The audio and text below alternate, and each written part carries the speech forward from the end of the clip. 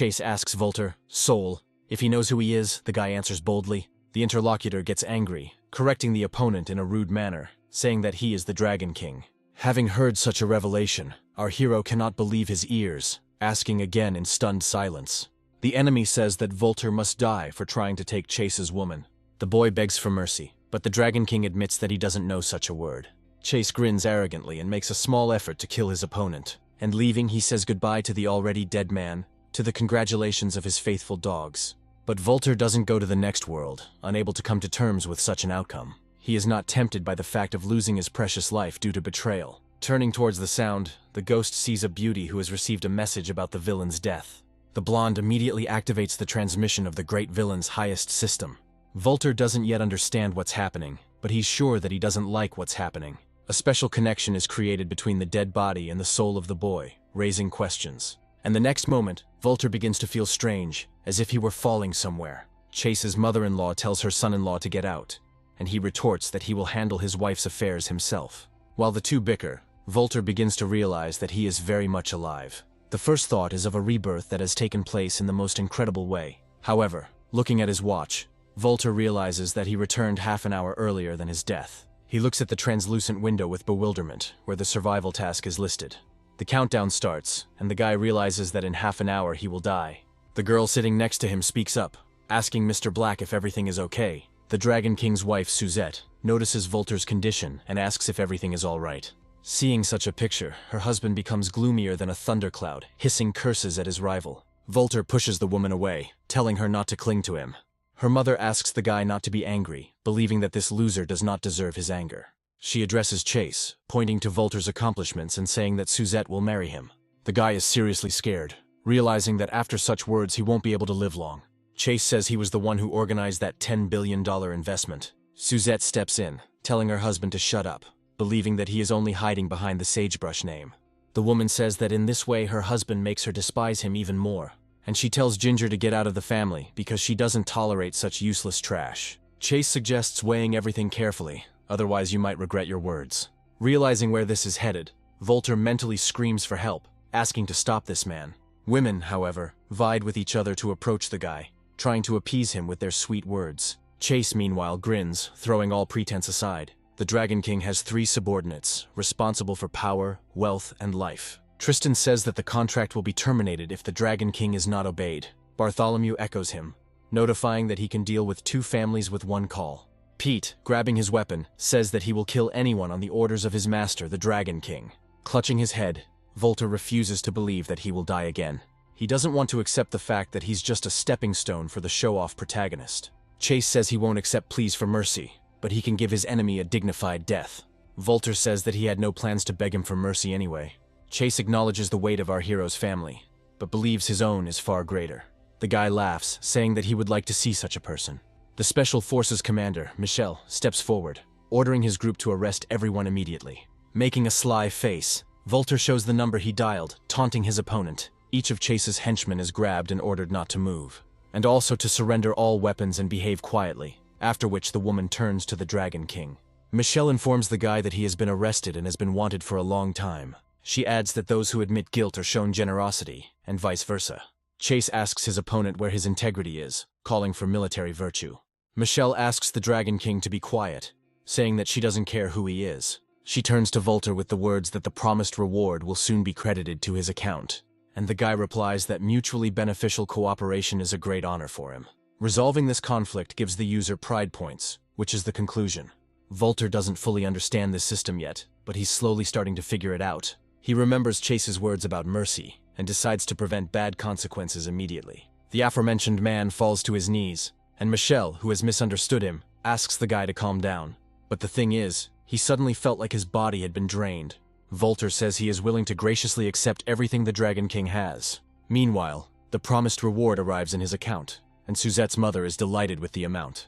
And she asks the guy to fulfill the promise he made earlier. He says that everything depends on the girl. She talks about her relationship with her ex-husband and about possible future options. Suzette politely asks Mr. Black to save her family. He doesn't mind, but with reservations. He says that first the girl should know his desire, then she becomes interested. The system throws up a task to increase Suzette's disposition level by 110. The level is currently about 100 units, but the girl agrees to an alliance for the sake of the family. Volter asks this out loud. Suzette denies her disgust towards him. The guy asks if this girl really doesn't even know what's going on in her soul. But he is ready to cooperate, giving 10 billion to buy out the Ginger Corporation. Unable to contain her emotions, Suzette's mother cries out, incredulously clarifying what was said. The girl's hatred indicator drops by another 20 units. Wolter says that although it is difficult to accept, this is the only right way out. The system suggests the owner change his strategy, reporting a sharp decline in loyalty levels. But this doesn't scare the guy. He believes that he can communicate with women better than the system. The car heads straight to the villa located on the coast. She brakes sharply with a distinctive piercing sound, and a guy gets out.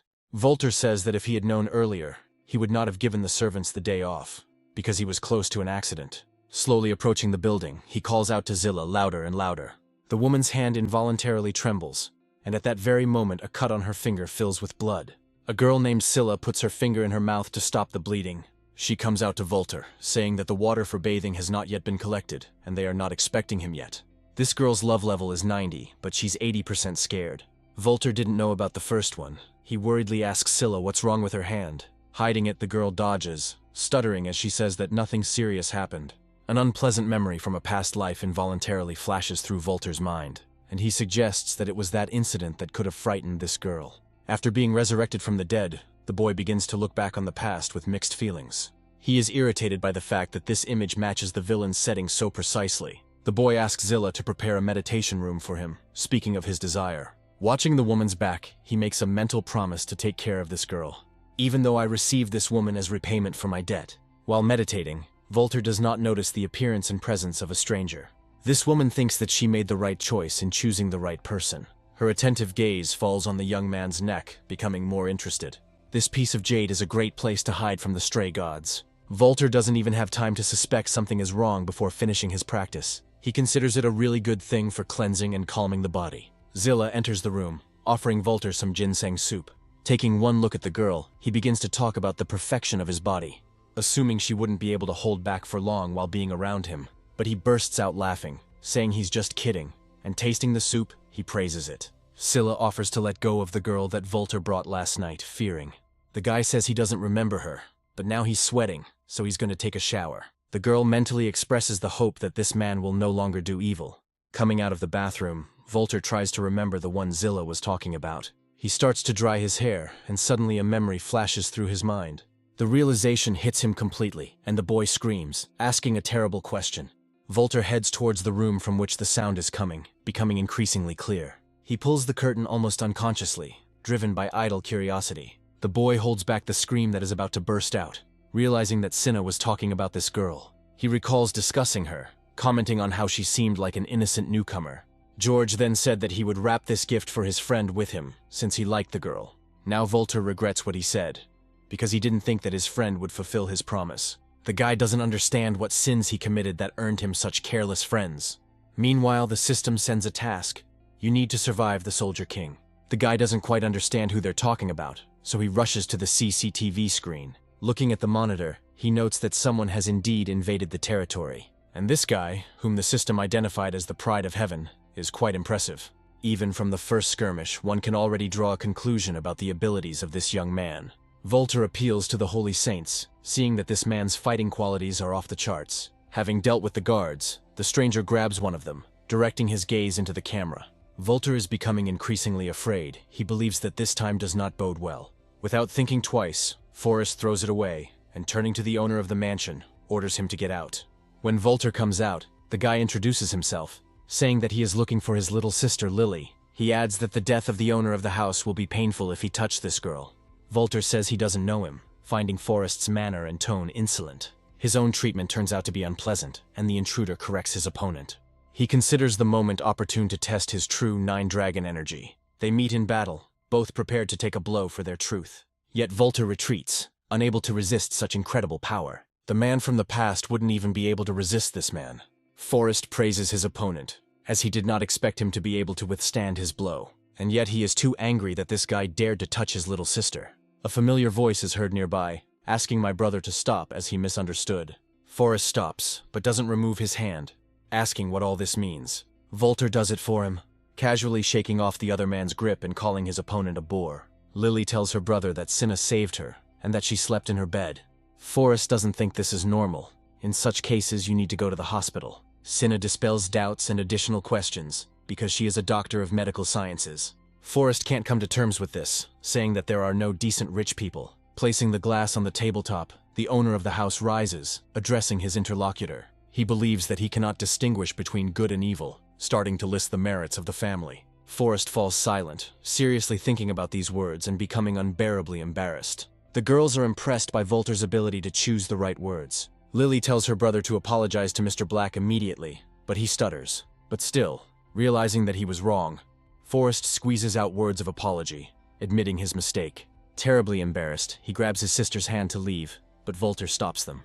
He asks in a commanding and displeased tone who allowed them to leave. Forrest is puzzled, but puts on a serious face, asking what's wrong.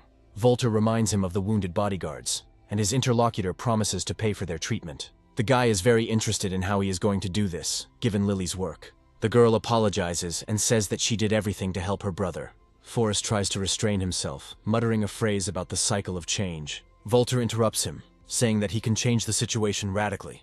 He can not only cancel the compensation fee, but also give Forrest 1 million. To the boy's stunned gaze, Volter offers him to become his bodyguard. Forrest has his own principles, but Lily reminds her brother about her mother's expensive operation. The guy quickly changes, saying that he will overcome himself, since Volter is a good person. Meanwhile, the system notifies about the task completion, listing the received rewards. Volter believes that the combination of the acquired attributes with the dragon energy is invincible. This leads to the assumption that the Heaven's Pride points will be stunning. The brother and sister respectfully thank the guy for such an impressive sum. Forrest's loyalty level is at 20, he still has doubts. But his sister's level is at the stage of worship, causing bewilderment. The system notifies Volter of new tasks, and he feels embarrassed for the naive girl. The residents of the house see the brother and sister off, wishing them a good journey and inviting them to come more often. Volter thanks Cinna for her help, saying that otherwise Forrest would have torn him to pieces. The girl's level of affection drops. She says that this is the last time she did this. Not only does the level of affection decrease, but the status of being in love also disappears. The guy thinks with annoyance that the girl really misunderstood him today. Later, Lily tells her brother to hurry up and take their mother to the hospital and not be late for work. Forrest reminds his sister of the man's bad reputation, but she dismisses it as rumors. One blow and the wall of the house in front of the guy is destroyed. He barely has time to cover himself. Bori notifies the tenants that the deadline to move out has passed, and it is time to demolish the building. Lily notices that they don't want to move, and her brother starts to get angry. Bori has a similar attitude, asking if his interlocutors are not enjoying life.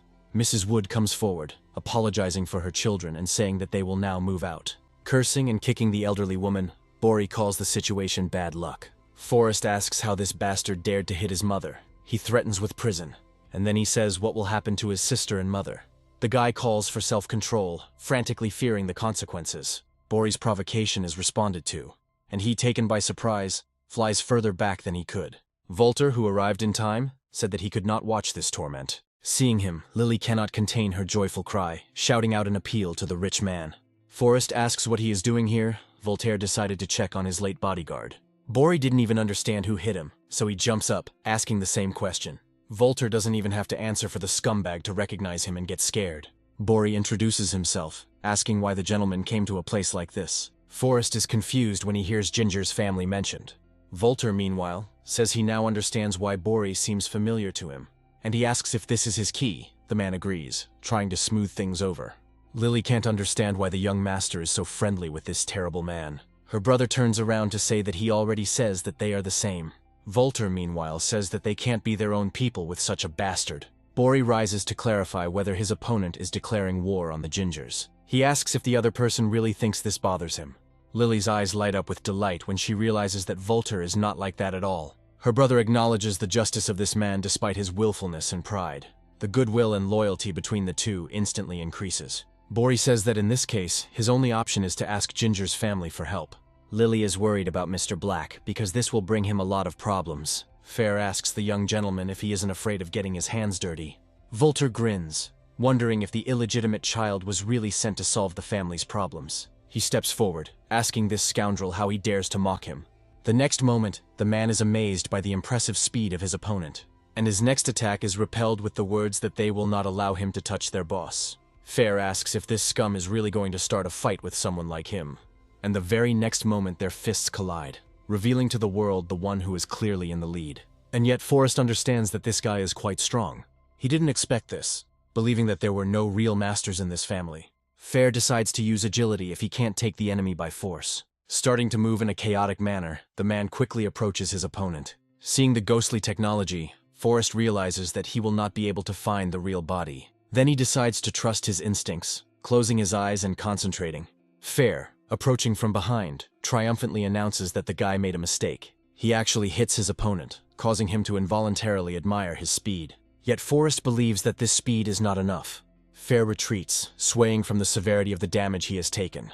Volter thinks about how these guys are fighting on equal terms, reconsidering his attitude towards the bastard. The system sends a task to eliminate this person, who turns out to be a murderer. The boy thinks about strategy, analyzing the abilities of the illegitimate child. A crazy question arises in his head. Who will get his betrothed?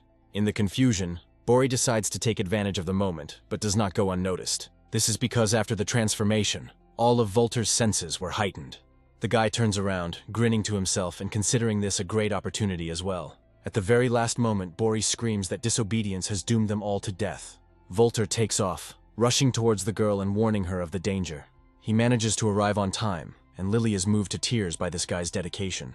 Forrest asks if everything is okay, but Fair advises him not to get distracted during the fight. Volter replies that everything is fine, it's just his turn to scratch his fists. Bori rushes at his opponent, saying that he has no other choice. Because his master has already entered the battle, the man is in for a disappointment. Volter slaps Bori across the face, telling him to shut up immediately. Lily's eyes reflect delight as she notes the boy's incredible strength.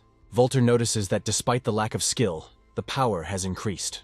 Lily asks worriedly if everything is okay, and the guy answers her in the affirmative, thanking her. The girl suggests calling her by her first name, and Volter likes this development. He bravados about his nobility and ridding the town of the gingers. The girl's favor increases, reaching the level of love and confusing her thoughts. Volter notes that the opponents are holding up well, but at this rate they will suffer greatly. The sound of a car grows louder and soon approaches and stops, braking sharply. A blonde man gets out of the transport, asking Farah to stop, since they are his own people. He says that there was a misunderstanding and suggests that everything be cleared up in a civilized conversation. Noticing Lily, the blonde asks Volter if she is from the nightclub by any chance. He asks to speak to the point, and the interlocutor says that the lower-ranking officials acted recklessly. This is due to their ignorance, so the family is offering compensation. Volter gives Lily the right to choose. She is surprised, not having expected such a thing even in her thoughts. The girl wonders whether the losses will be compensated only to her family or to everyone. The first option turns out to be correct, because otherwise hundreds of millions would be required. The girl politely refuses, which leaves her opponent stunned. He asks her not to be impudent and to name a higher amount if this is the case. Lily becomes embarrassed and flushes, saying that's not what she meant. Volter makes a suggestion, noting that it will not be possible to reach an agreement. And turning over the table, he orders the failed parliamentarians to get lost. The blonde man can't believe that his friend turned his back on him because of a woman. Volter finally dispels his doubts, confirming that everything is so. The blonde then asks not to blame him later for what he is about to do now. Pointing a finger at Lily, the man tells her that their meeting with Volter was not accidental, and the guy laid eyes on her, asking her to send the girl to his bed. Volter feels like he's struck by electricity when he hears such a brazen revelation. The blonde man, pleased with himself, leaves, and Lily speaks up, asking the person standing next to him a question. She asks if it's true, and the guy is at a loss, not knowing how best to answer this. Lily asks again, pronouncing her question more confidently. The guy thinks that if he doesn't dodge the slap, the girl will fall in love with him very quickly. And with an unwavering look, he decides to take this step, confirming the truth of what was said. Lily actually hits the guy in the face, calling him shameless. Volter in his mind already begins the countdown, giving his vote. He begins to compliment the girl, using seduction techniques. At the end, the guy says that he shouldn't have gone to that club and met Lily there. This would not have caused a quarrel with his best friend. He would not have gotten involved in this matter. If loving someone is considered shameless, then he must be completely shameless. The necklace on the guy's neck flashes, and the girl rushes towards him with words of apology. The degree of location reaches 90 just as time runs out. Someone approaches the couple and asks if Ginger's family has left. Lily runs away, saying she has things to do at school, and her brother doesn't understand the reason for the embarrassment. Volter is surprised that she is still in school, but it turns out that she is doing an internship. He asks Forrest if their mother was accommodated well, and he confirms this with thanks. Volter asks his subordinate for his opinion on what happened today. He is very curious as to why Fair attacked him so recklessly, since he is calculating. Forrest shares his confusion, suggesting that the boss is being provoked. Volter ponders this, finding the reason very plausible. Hearing his boss's reasoning, Forrest begins to respect him, and his loyalty grows. Volter inquires about his subordinate's chances of winning the battle with Far. He analyzes the battle, and the boss talks about the enemy using throwing knives. The best way out against something like this is a pistol. Forrest thinks about the difficulties of acquiring one. Volter dispels his doubts by saying that he will take on this part. The man reminisces, remembering that they did this when they were children. Fair suggests that Bori had a hard time with the gingers, but he counters. The man recalls how hard it was for his mother in those days. She was pecked from all sides. Fair is burning with a plan to take the old man out of the game with his own hands. Bori asks the young master not to worry, promising to avoid him in the future. Fair asks him if he found the leads he was asked for. He steps aside, wondering where the person occupying his thoughts is. The person the man is mentally addressing is Zilla. At this moment, she greets her master, getting ready to help him change his shoes. The girl talks about an invitation to a banquet from the gingers, and Volter offers to go with him. He recalls that their contract expires in about 2 weeks, promising to fulfill the terms. The man thanks Zilla for taking care of him. He will really free her. The girl bursts into tears, accurately naming how many days, hours, and minutes are left. She still goes with him to the banquet, where they are greeted and complimented as a beautiful couple. Embarrassed by the fact that she is considered Volter's bride, the girl herself begins to speak nonsense. The guy clarifies, asking if she doesn't like it, but Zilla denies it. She mentally scolds herself, including for thinking about such things, although she will soon leave. Someone approaches their couple and, in accordance with etiquette, calls out to young Mr. Black. The blonde guy says that he considers his former friend's behavior to be too mean. He boasts about being chosen as Suzette's husband and the ginger heir. The woman tells Volter that her corporation can rise without his merits. He leaves, expressing his opinion as he leaves that they will soon start begging him for help. Suzette, calling her opponent self-confident, says that she will never bow to him. A gong is struck to attract general attention, accompanied by the words indicating the beginning. The first thing the head of the ginger's larvae does is thank everyone for coming to the banquet. He says that due to his age, he must hand over his position to his son. To everyone's surprise, it turns out to be his illegitimate son, Faye. The man who expected to be appointed heir even cries out in amazement. Suzette and the others are also confused, believing that George will be the heir. The blonde guy starts yelling, challenging the boss's will with less than adequate words. He publicly asks how his interlocutor dares to hand over the position to an illegitimate son. George is about to rush at Larvae with his fists, but he is beaten to it and does not allow it. Fair advises his brother not to be impudent, at least because today is the head's birthday. Volter smirks, calling the man a wimp and enjoying the spectacle that unfolds. Zilla noticeably turns pale, causing her cavalier to question her when she mentions Farah's name. Volter receives a task that requires him to win over his companion. Understanding how things are, the guy doesn't understand one thing: who cheated on whom.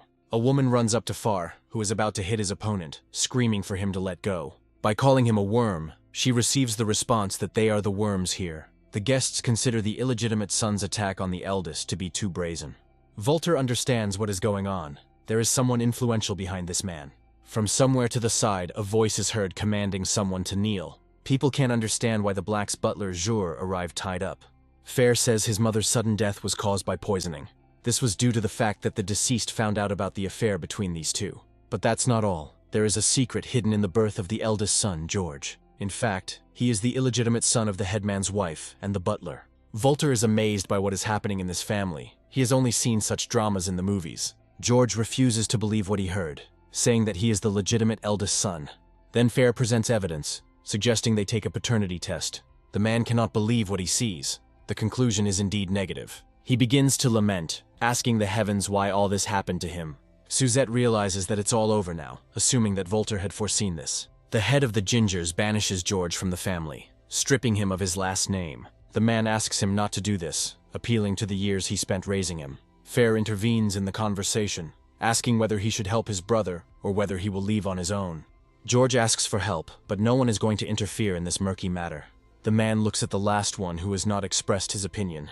Volter, once his best friend, expresses his dissatisfaction with his bad luck. George hurries towards him with hope in his eyes and, falling on his knees, addresses him, saying that only he can save him now, being the last ray of light. Volter reminds his interlocutor of the words he himself recently said.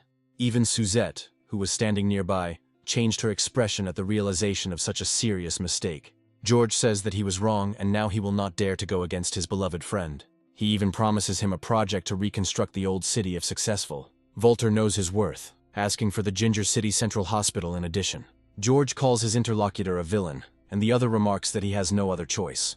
And this is indeed true, so after a short pause the blonde guy agrees. Approaching Fair with a standing ovation, the guy says that his performance was magnificent. The man advises Black to stay away from all this, because they are not enemies. Volter says he can't sit idly by while his friend is in trouble. Fair suggests that his interlocutor think about this carefully, because they are adults. The opponent agrees with the statement that they are responsible for their actions.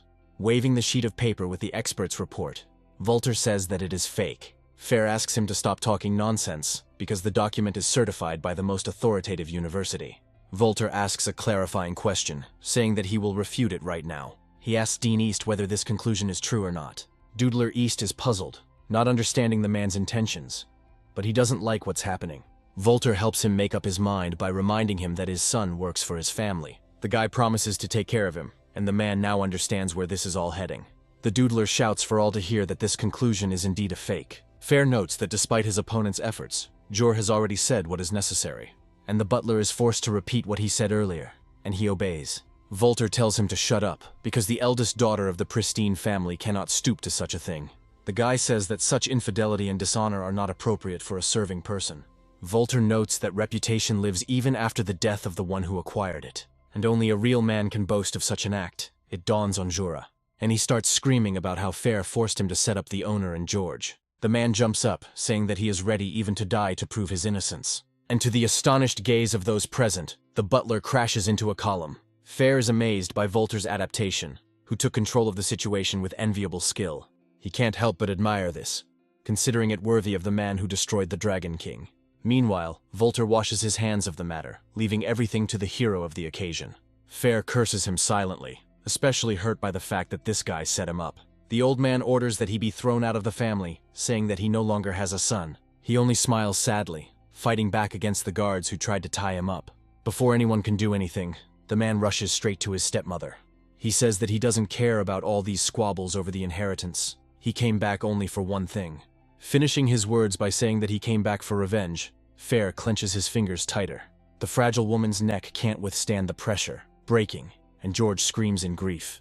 The first voices of condemnation begin to be heard in the area, and Volter insincerely expresses regret.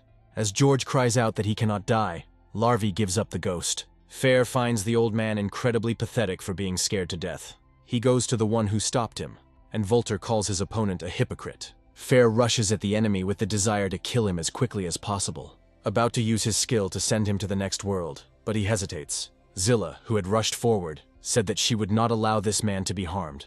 Bori runs into the room, notifying his boss about the arrival of the Special Forces Manny. In a hurry to escape, Fair throws out a parting word to Volter that he will certainly find him. The guy, looking at his companion, believes that the issue is not about him at all. George, who has lost his parents, is going to catch the killer by cutting him into pieces, but he collapses from helplessness, and Volter calms him down, reminding him of his business. George lunges at his friend, telling him he's the best, but his friend fights him back. Volter says that he won't leave him because they've been friends since infancy, and the blonde thanks him. And then the guy asks George not to forget to fulfill the promises he made to him. The blonde guy turns to Suzette and says that their agreement is cancelled, and she understands. George recommends that the woman listen to Volter, because he always gets his way, and now he really wants to get this particular woman, but she freezes in indecision. She can't stand it, believing that Volter set it all up and asking about her guilty conscience. The guy smiles. He is amused by this woman's words. He repeats them after her, and she clarifies whether she really thinks that those present did not know this truth. The Pristines are so powerful that if they were to be disgraced, they would repay tenfold. All Volter did was help bring everything to a logical conclusion. Suzette disagrees with her interlocutor, vehemently arguing that Larvae would not have acted in such a way. Then Voltaire asks who a woman would choose to be the head of the family. Its position is rapidly changing, and it is now down by only 20 units. Suzette obediently answers who she would choose, mentally admiring her interlocutor. She considers him a real devil, because he knows much more than the average person. Volter asks Scylla to go ahead, intending to discuss something with Forrest. The guy doesn't understand what happened to his daughter-in-law, because she was kind of absent-minded the whole way. Volter dismisses this as a purely feminine issue, but he can guess the reason in his mind. He asks Foresta not to think about it, and to look at what he has for his subordinate. The guy is amazed at what he sees and asks where the owner managed to get it, but he laughs it off. Forrest is familiar with this pistol. It brings back memories of the army. He regrets that he doesn't have a permit to carry a weapon. He would like to show off his marksmanship, but the caring gentleman took care of everything, showing the bodyguard his license. Volter was helped by his grandfather. Upon hearing about his grandson's oppression, Forrest was amazed by the old man's gullibility.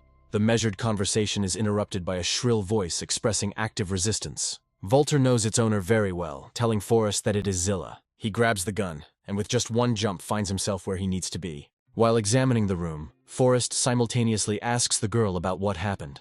She replies that everything is fine, and the guy says that they heard noise from downstairs. Zilla expresses relief that everything is fine after all. She thinks that the cockroaches need to be exterminated, and the guy is puzzled. Volter, who entered the room, asks why the cigarette ashes are not in the ashtray. He believes that he could not allow this to happen. Scylla says that he is hurting her. The guy notices that the cigarette ash collects differently, and Scylla suggests it's because of the wind. Volter nudges her, asking how she will explain the sea sand then. After all, such a thing can only come from one place. Something like it can only be found on the beach. The guy is more of a statement than a question about the fact that a childhood friend came to see her. Scylla says that everything is not as it seems, asking not to jump to conclusions. The guy is angry at the fact that strangers are so brazenly entering his house. He addresses his invisible interlocutors, asking if they really want to die. A strong hand grabs Bori, causing Far to cry out as he calls his accomplice by name. The man peers at the body lying on the floor, trying to find signs of life in it. Unable to find them, Fair jumps from the chandelier with a heart-rending scream and a name on her lips. The system sends notifications and recommendations for the owner to flee as quickly as possible. Fair rushes at the enemy, promising that he will pay for what he has done with his own life. The guy says he's not impressed by the threat, expressing confidence that he can handle it in no time. He comments on his actions, telling how his body's defenses work. Fair rushes at the survivor with a new move, offering to try it, and he strikes the enemy with a bloody strike with 36 daggers. Volter clears his throat and says he expected nothing less from the noble hero. Fair expresses surprise that his opponent forced him to use his trump cards. However, this is nothing compared to what he did to his brother and Zilla. The aforementioned one stands up to defend her master, asking her childhood friend not to carry out his plan. She says that she does not hate Volter. On the contrary, she is grateful to him for the opportunity to live. Everything falls into place, but Fair doesn't want to believe that the girl is in love with a scumbag. He is incredibly angry, accusing Scylla of cheating on him. The girl screams, saying that she doesn't know what's wrong with her, but she wants Volter to stay alive. Zilla justifies herself to her master, saying that she considers Farah only a brother. The man bursts into a humorless laugh, turning the girl's words into a question. And then Fair declares that he hates Volter for stealing his woman from him. The man leans forward, making a pass and saying that today the opponent will definitely die. The gesture becomes a throw of a sharp blade, and Volter begins to wonder where Forrest is. He responds very close, simultaneously firing a shot. He manages to deflect the dagger that is rapidly approaching his master. Bursting into curses, the guy says that he loves his daughter-in-law, and he fires a whole series of shots, trying to catch up with the lightning-fast moving Fair. He tries to lure the guy to his side by pressing on the status of his current employer. After recharging, Forrest notices that Fair is the one acting like a villain. He also says that he is ready to kill him too, since he is helping such a scoundrel as Volter. Forrest says he's capable of anything when he has a gun in his hands. Fair is going to see how the guy can continue to fight off throwing knives. It is unclear whether Forrest is against him or not, but he continues to shoot back at the enemy. Eventually, he manages to deflect every projectile thrown by Fair. Despite his annoyance, the man cannot help but notice the divine accuracy of this man. Forrest thanks his opponent for the compliment, suddenly appearing very close. He asks his boss what they should do with him. Fair answers for him, ready for anything. Zilla intervenes in the conversation, begging her master not to kill the man. Volter asks to give him even the slightest reason to let this freak go. The girl is found very quickly, agreeing to serve him for the rest of her life. The guy grins coldly and throws her away, saying that there is no harm in dreaming. He tells her to clean up with Fair since she can't forget him. The girl doesn't like this arrangement, but the man drags her along, hurrying her. As he leaves, he thinks that Volter will certainly regret his decision. The task is not completed completely, so rewards are only given partially. Volter takes the reward, believing that new skills never hurt. In this way, he obtains 36 Blood Lotus flying daggers. Fair drops to one knee, suddenly feeling like he's forgotten something incredibly important. Zilla, who had remained silent until then, tells the man to go alone. He clarifies whether the girl really fell in love with this rich kid. Saying that he is not a rich kid, Scylla explains that Volter saved her at a desperate moment in her life. She involuntarily recalls the day when they wanted to rape her, and then they miraculously saved them, scattering these giants in different directions. Volter then became the epitome of a savior in her eyes, with only a halo not shining above his head. Now the girl asks Far where he was then, and he gets lost. The man apologizes for not being able to protect his beloved that day. As he leaves, he promises to return and take his woman back fairly, making up for lost time. But the girl is just thinking that it will be impossible to make up for this. Volter appears behind her suddenly, but Cinna feels his presence clearly. She turns to him to justify herself, but the guy interrupts her. He tells the girl to go with him, since she has no intention of leaving with Fair. Zilla thinks that she is ready to do whatever this man asks of her. Seeing what Volter is doing, the girl cannot believe that everything is happening before her eyes. She is embarrassed by the mere thought that this is her punishment. And although Zilla is against the guy seeing her from her worst side, she obediently drinks what is offered. The degree of location reaches the mark of 95 units. At the same time, Zilla is trying to understand why she started feeling dizzy. Volter can't believe he was just 3 points short of completing the task. While covering the girl, he mentally addresses the girl, asking her not to worry about anything. The guy tells Forrest to follow him, and he thinks that his master really is a villain. Standing on the pier, Fair tells this city that she is not leaving it completely. Soon a boat sails up to him, causing mixed feelings inside him. The man soon understands what this is all about when he sees Volter Black. Fair reminds him of his promise to let him go. But his opponent is on a different wavelength. He assures his victim that Zilla will never know who the killer was. Volter easily dodges the attack, suggesting the man aim better. Forrest wonders why this excellent technique didn't work this time. Volter notes that the 9 Dragon's true energy is perfect for the flying daggers. Looking at his opponent, the guy grins, asking him if he recognizes this technique. The man replies that the technique seems familiar, but he cannot remember it completely. The guy doesn't hesitate and uses his new technique, which covers the sky. Later, Forrest asks where the master learned the 36 Blood Lotus daggers. They tell him that they only learned it recently, and the guy puts on a skeptical expression. However, he mentally considers his boss to be incredibly cool, and his loyalty increases to 80. The system gives 1 point of pride of heaven, making Volter think about his stinginess. He recalls seeing a beautiful woman, assuming that she was the system, and the guy believes that now is the best time to start developing system capabilities. He gives praise to the spirits, wishing to see the system with his own eyes for his further training. The guy starts giving her compliments, saying he can't stop thinking about it. He asks the system to reveal itself, to be merciful, to satisfy his thoughts.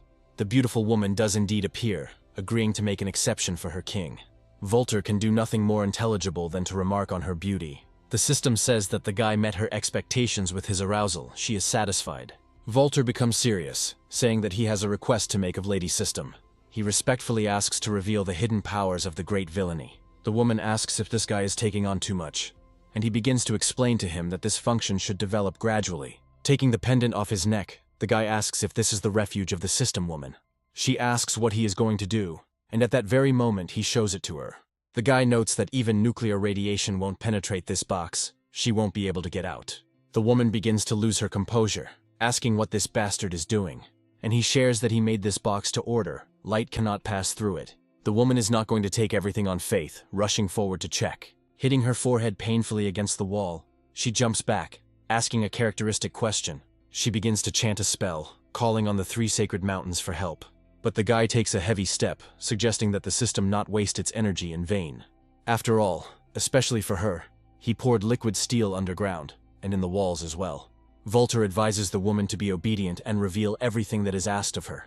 The system begins to get angry, asking how dare he treat her like this.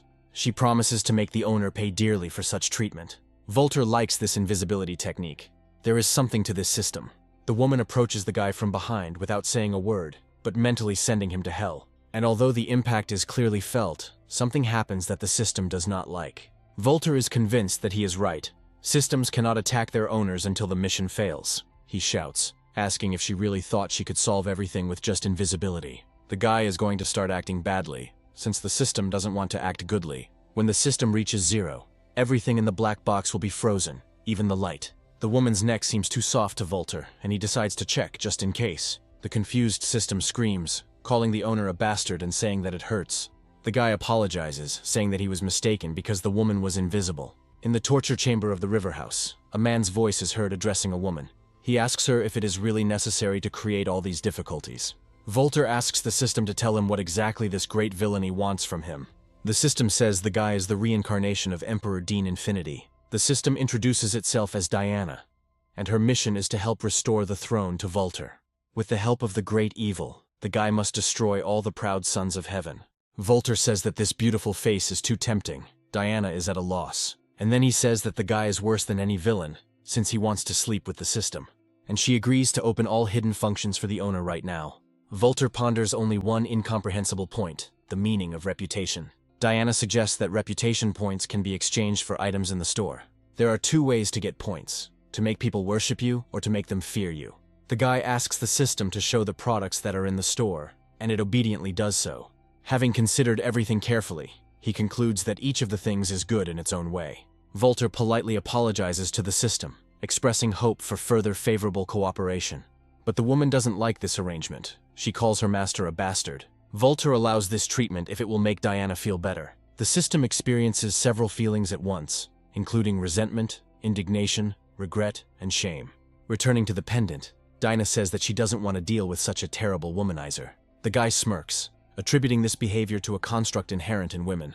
Later, when he is asked what to do if he breaks an antique, he suggests simply paying. But the next moment, Volter's face changes, asking Lily to tell him where she is. The store owner, Bin, yells at his subordinate for this, furiously accusing her of clumsiness and narrow-mindedness. Lily says that she didn't touch the cup because the man himself let it go. Grabbing the girl by the hair, Bin is indignant that the girl dares to argue with him. Holding her tightly, the man raises his hand to strike, threatening to beat Lily to death. Volter arrives just in time, telling Bean to stop and noticing that he is being unusually bold. The shop owner asks who he is and how dare he interfere in the shop's affairs. Forrest rushes to the rescue, intending to beat this bastard to death, but he is stopped. Volter asks Lily to tell him what happened here in all the details. The girl begins a story according to which the shop owner gave her a cup to study. He held her with one hand, and Lily expressed concern about it. The lustful man touched the girl's hand, flirting, and she suddenly jumped back. Bin didn't like being rejected, and at that moment a plan formed in his head. Under the naive girl's shocked gaze, the man unclenched his fingers and allowed the cup to fall. Lily believes it was an accident, but Bean blames her for the incident. Volter considers such behavior arrogant, but anticipates the triumph of justice. All of this is filmed by a girl named Sally, who is a streamer and comments on it. The system informs Volter that he has received the favor of one of the viewers, increasing his popularity. The guy thinks that live broadcasting is a good option, as it can quickly gain popularity. Addressing the store owner, he offers to identify the culprit by using video surveillance. He has everything under control and says that unfortunately the camera is broken. Volter notices a man standing nearby and asks him to come closer. He denies it, asking not to be touched and saying that he saw nothing. Volter takes advantage of the greed by promising to give the money back if the witness tells the truth. The shop owner quickly addresses the boy, asking him to choose his words carefully. The money keeps increasing, and Volter says he will give it to someone else if he doesn't tell the truth. Forrest suggests settling the matter by force, but his boss suggests he wait a little longer. It turns out he's right. The boy gives away the shop owner, backing up his words with a video recording. Bin did indeed break the cup himself, but he didn't do it on purpose, because the thing was expensive. Not knowing what to do about it, the man decided to blame the new girl for his own mistake. Volter reminds Forrest of his recent impulsiveness, allowing him to deal with it now. The bodyguard doesn't need a repeat invitation, but his boss suggests smashing everything. The action takes place amid the indignant cries of the shop owner, tearing his hair out. Bean turns to Lily, telling her to tell Volter to stop, or she will be dead. They roughly grab him by the arm, outraged that the man wanted to harm the girl. Such impudence touches Volter to the depths of his soul, and he says that there is no need for a hand. His words are not just a threat, and Bin's bones break at that very moment.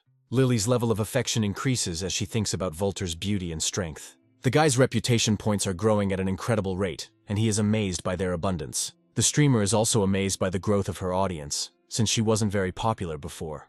At the same time, she is tormented by thoughts about whether to report Volter to the police for self-harm. The shop owner threatens, saying that the shop is owned by the White family. Volter hits a man on the leg, offering to demonstrate the reprisal. Bean swears. A new voice comes into the room, asking who dared to cause trouble in her store. Lily asks her defender to leave, because Chairman White has enormous influence. She says that she will deal with her problems herself, not wanting Volter to get hurt. The guy chuckles, asking how Julia could have gotten past her old man before he died.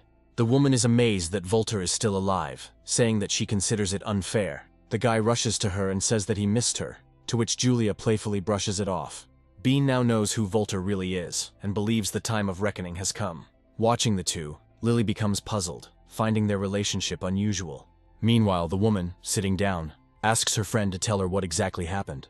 Volter confirms what is in the video, demanding that this situation be dealt with fairly. He's not going to ignore this because his man was hurt, Julia understands. Rising from her seat, the woman tells the employee to take the money and leave. He no longer has a place in the antiques business because he sold his owner. The boy starts to apologize, but his interlocutor tells him never to do that again. After all, it is his own choice, as is Bina's, to whom she immediately turns. Julia says she was going to train him and make him the Ginger's general manager. However, the man decided to neglect the opportunity presented to him. He apologizes. Julia hits him, asking what's wrong with him, why he decided to plot intrigues in the store. She orders the hands that couldn't even hold the cup to be cut off. The woman's guards draw their knives almost in sync, with enough movement to carry out the action.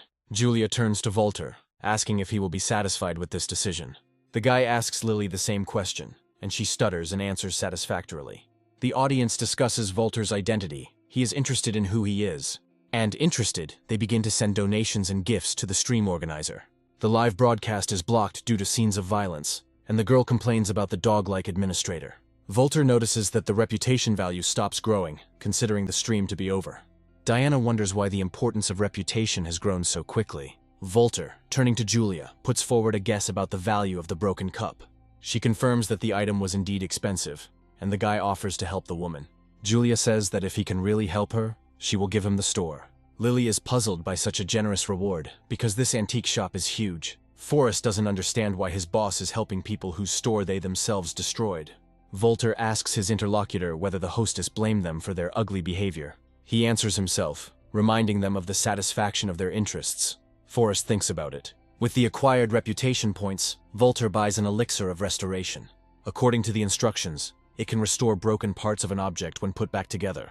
Julia is puzzled by this guy's actions, because people are not idiots to buy into it. But Volter is confident in himself, and literally a moment later, the whole thing appears in his hands. The woman and Lily cannot believe what they see. They think the guy is a wizard. Meanwhile, the door opens, and someone who wants to pick up the pawned items comes inside. Thomas asks the owner why the store is in such a big mess. Julia replies that there was a small misunderstanding that has already been sorted out. The young man says he was only concerned about the safety of the cup he had pawned. Under Julia's intense gaze, he speaks of the fear of becoming like the other products. Volter, noticing Michelle, tries to understand why the Special Forces commander is here. The woman in turn is puzzled by the unexpected meeting. It is not in her interest to be exposed. Meanwhile, Julia reassures the client by demonstrating the integrity of the pawned bowl. The man can't believe his eyes, because the object really is intact. Michelle whispers to his companion to ask if he ruined the bowl, and he answers. He says that now it is definitely a fake and corrects the companion in the name of the item. The man accuses Julia of deception and asks how she dared to sell him a fake. After this, Thomas makes a detailed comparison with the original of the ancient dynasty. Lily thinks that she partially agrees with this person. It's hard to believe. Volter realizes that he made a mistake in choosing such a high-quality elixir. Thomas reminds that now the store owner must compensate him for the cost. He offers her to give the store as payment for the debt instead of money.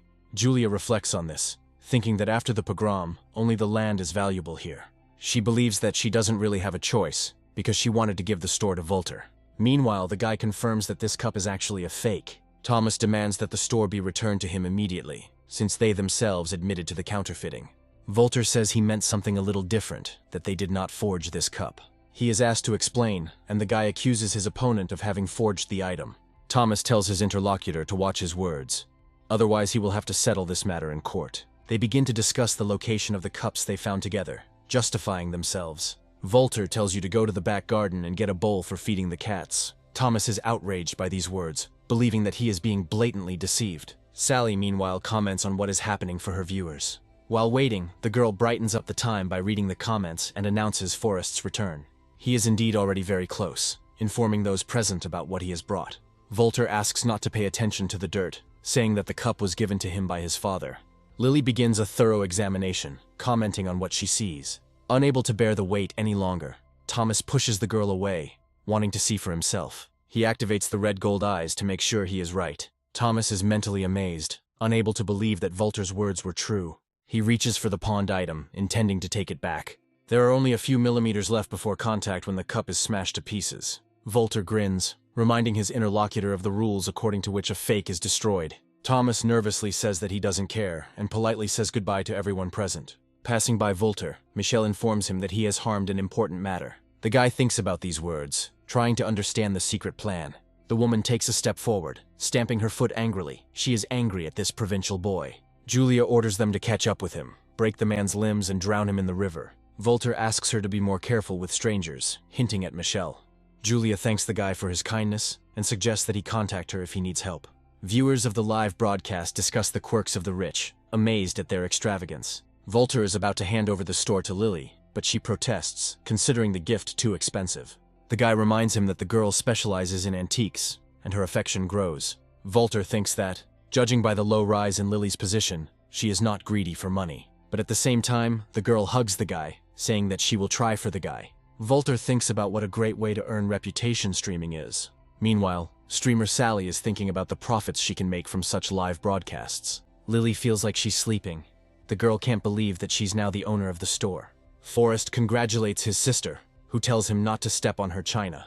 The girl's heart bleeds at the mere thought of destroying antiques. Volter suggests that Lily cool down, but she asks him not to stop her. The guy says he has something that will help her restore the items. 3 bottles of the elixir should be enough for everything, and the cat bowl can be used for advertising. The girl sees the bigger picture, believing that this item could very well become a symbol of the store. Volter wonders about the value of the store, since Thomas refused compensation to get it. He is curious about what secret is hidden here, and the guy uses X-ray vision. Thanks to him, Volter gains the ability to see through things. But he doesn't intend to remain surprised for too long, as he begins to carefully look around.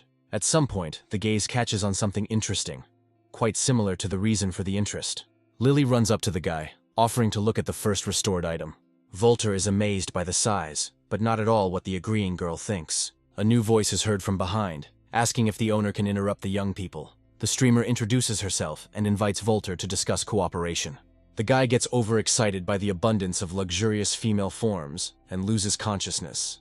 Having come to his senses, he asks Sally if she wants to film his daily life. The girl confirms this, offering to split the proceeds with a margin in favor of the subject of the shoot. Volter hesitates, not wanting to miss out on the big fish. Sally offers even more. She offers the best possible option, where the guy gets 90%. Volter smirks, asking if she seriously thinks he's so petty. He allows the girl to keep the entire reward for herself, but he has several conditions. Sally couldn't even imagine cooperation on such favorable terms, and the guy hands her a 10-year contract and tells her to come at his first call. Seeing the animals around her expressing disagreement, Sally begins to thrash about. And yet the offer seems profitable to the girl. She is ready to sign the document. Volter asks Forrest to stay and help his sister, but he promises to return late. He thinks about how crowded it is during the day, intending to return for the treasure when it gets dark. Sally admires her contractor's car, and he invites her to climb inside. The girl continues filming, thinking about how luxurious this car is. To her surprise, Volter looks into the salon and reaches out to the streamer. She starts squealing about how she doesn't sell her body, but the guy only helps with the belt. The girl feels very ashamed, and the audience begins to make fun of her. The luxury car takes off, and Volter's reputation continues to grow rapidly. In his mind, Volter thinks that the system couldn't even imagine such an increase in reputation. And all because now the era of entertainment and the reign of traffic has arrived. Volter tells his partner that he will take her with him to a meeting with his team of private consultants. The women moving in their direction chirped in unison, eager to greet the boss. They talk about how happy they are to see him and how much they spent this month asking for a raise. The young man says that no matter what the expenses are, he will double the bonus. Joyful women begin to praise their patron. Reading the comments from viewers, Sally compares them to wolves smelling blood. The man exhales heavily, admitting that he is tired to death. The voice of Miranda, the personal secretary, asking him to stop indulging the girls makes you wince. Volter takes her words lightly, saying that it doesn't mean much. The secretary reports on Suzette's visit, who then goes to the boss's private villa. Volter is inwardly triumphant, believing that the woman has finally decided to bow her head. He turns to Sally, offering to go ahead and take her to see his house. A man boasts that he has a private pier at home, and a girl is amazed by the rich man's antics. A voice comes from behind Suzette, asking why she was looking for its owner. The woman says he won by subjugating the ginger congregation. The man says he's sorry because he's changed his mind and doesn't want it anymore. The woman flushes, asking what kind of trick her interlocutor is trying to pull this time. Volter says that she was the one who ruined his mood and asks him to think about his behavior. To the sound of pouring wine, a woman asks a man if he doesn't want her, and with unprecedented determination, she declares that she agrees to such conditions. Taking a sip from his glass, Volter approves of her actions and suggests that she continue. Sally, who is filming the event, is worried that her broadcast will be banned again. The number of viewers is growing rapidly, and they are starting to actively write comments. Something happens that Sally couldn't even expect. She gets banned for pornography forever. Suzette says her body is innocent, and Volter rejoices that she decided to do such a thing. The woman does not want to be dishonored by this man, refusing to believe what is happening. Volter throws his jacket over her, confessing that he desires her. But he is not going to take Suzette by force. The man wants her to want him herself. He says that from today on, all companies and finances are transferred under the responsibility of Suzette. The woman cannot believe that she is being given projects of such impressive value. The interlocutor says that he trusts her, because she is a brilliant businesswoman. Since Volter was the first to notice her merits, Suzette's affection for him rapidly grows. She believes that such a villain is much more honest and better than Chase Sagebrush. In addition, this man reminded her of her forgotten ambitions, and again gave her hope for their realization. Suzette agrees to take care of all the assets, but only if 3 conditions are met. The man agrees, noting how professional the conditions put forward are. Suzette is impressed by this, and her affection reaches the 50 mark. Volter is glad that he restrained himself, convinced that his tactics were correct. The woman asks permission to leave. The man asks her to leave the position to Miranda. As she leaves, Suzette thinks that they still don't trust her, since they assigned a spy to her. Everyone is thinking about their own things. Sally is grieving over her blocked account, and Volter is thinking about his reputation. The man responds to her plight by promising to put in a good word with her boss. He immediately calls Edgar, asking him to unblock the girl, and in exchange offers to go to a spa. Sally doesn't believe it, but they call her, promising to unblock the account soon. The interlocutor shares that the boss himself cannot disobey this request from Volter. They call him a god, causing the girl's surprise at first, and then delight. Sally respectfully thanks her boss, who gives her his business card before saying goodbye. The girl is trying to understand how authoritative the person she is dealing with is. She recalls that Volter offered her to choose a car, but her reasoning is still modest. The girl is amazed by what she sees, realizing that poverty has limited her imagination. Even though she chooses the cheapest car, it is by no means considered as such. Nick can't figure out where Sally got such a car. He thinks she's a cheater. She gets in touch to reassure her followers that everything is fine with the account. Sally says she's going to take a shower, and the audience starts to get active, asking to go with her. The streamer is drawn into unpleasant memories, not wanting to face the pervert from her past. But she remembers the words of the policeman who promised to arrest the offender, and she becomes calmer. In her soul, the streamer hums a song about unhappy love, rejoicing in the pleasant feeling of purity. The door opens, and a man who introduces himself as Sally's husband enters. The live broadcast continues, so one of the subscribers notices the intruder. The rest of the viewers join in and start worrying about their favorite streamer. The girl's song suddenly ends when she sees someone she doesn't want to see. In a low voice, Sally asks how this guy got here. He's talking complete nonsense. The girl tells him to get out of her apartment immediately, and a growl is heard from under the towel. The maniac says he saw Sally leave the villa and drive away in a luxury car. He continues to ramble like a madman, and the girl, in tears, asks the man to leave the apartment. The stalker says that he wants his wife to stay with him forever. It doesn't take him long to put his plan into action, and Sally calls for help. The man is crazy, openly declaring that he wants to burn with the streamer. He asks the girl not to worry, ready to make the entire building die along with them. Sally continues to try to call for help, telling what exactly is happening. Her strength leaves her as the girl whimpers and says she wants to get out. The streamer asks viewers to remember to record their screens, as it could be their last. Subscribers suggest calling Volter, and the girl is filled with hope. She turns to her invisible interlocutor, begging him to answer the call quickly. A robotic voice informs the girl that the number she dialed has hung up. Sally becomes upset and says goodbye to her viewers, believing that she will soon die. The next moment, the door swings open with a noise, and the girl wonders who it is.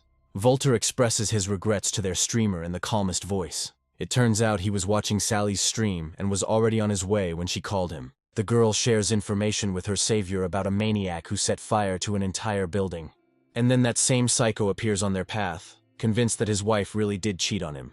He runs towards his offenders, saying that they will both die in that case. Volter asks Sally to turn off the stream for 5 seconds, and she agrees.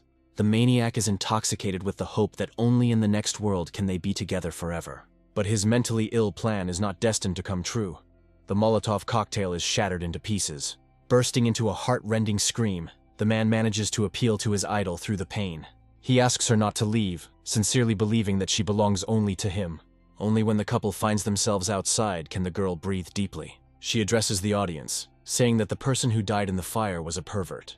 Volter gains about 1 million reputation points and reflects on his actions. He is a clear example of doing a noble deed and at the same time defending justice. The man is going to save the rest of those in need. Sally is worried about him. He says that there are no heroes in the world. There are only people with hot blood. Volter says that he is just in the thick of it, and thousands are being added to his reputation. Stream viewers, hearing such words, involuntarily begin to admire this man. And a little later he manages to save dozens of people who were in the burning building.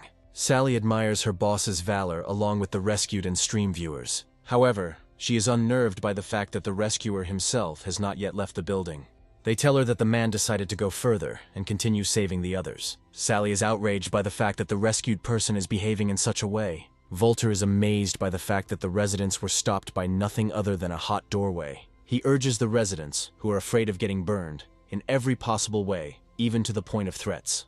The man says he will chop them down with this axe if they continue to stand in one place. And although this is a different case, Volter doesn't care. He even urges the wheelchair user on. The man swings the weapon in his hands and mercilessly brings it down on the target. The catalyst turns out to be quite effective, although after this Volter is considered crazy. When the man asks why she doesn't jump, the girl says that she's afraid of falling to her death. He resorts to his method again, promising to cut her down otherwise. The man does not regret what he did at all. On the contrary, he is glad that he was able to help. And having made sure that he has saved everyone, he leaves the building to the cries of those saved. Volter asks Foresta to place Sally at his villa, and he accepts the order for execution. The bodyguard also adds that his sister is waiting for the boss in her store. Having counted his reputation points, Volter realizes that they are enough to obtain the treasure. Michelle doesn't understand why there are still people in the store and it hasn't closed yet. And then they see how Volter approaches him and starts making out with Lily. Michelle checks with her partner about her plans, considering it unwise to postpone them. He suggests waiting, since in this case it is impossible to act hastily. Lily admits that she has long wanted to invite Volter to dinner. He says that he is hungry, and the girl begins to offer her interlocutor different dishes. Lily is happy to introduce the man to the 100-year-old herbal wine she found in the warehouse. Volter begins to hesitate, and the girl asks him what happened. Jumping up from his place, the man begins to frantically search for something. Lily asks what exactly, to which Volter replies that he is trying to find the mechanism. The girl giggles, assuming that this mechanism is a machine gun. The man confesses that this mechanism is supposed to open a secret passage. He continues by saying that he saw for sure that there was a secret room below.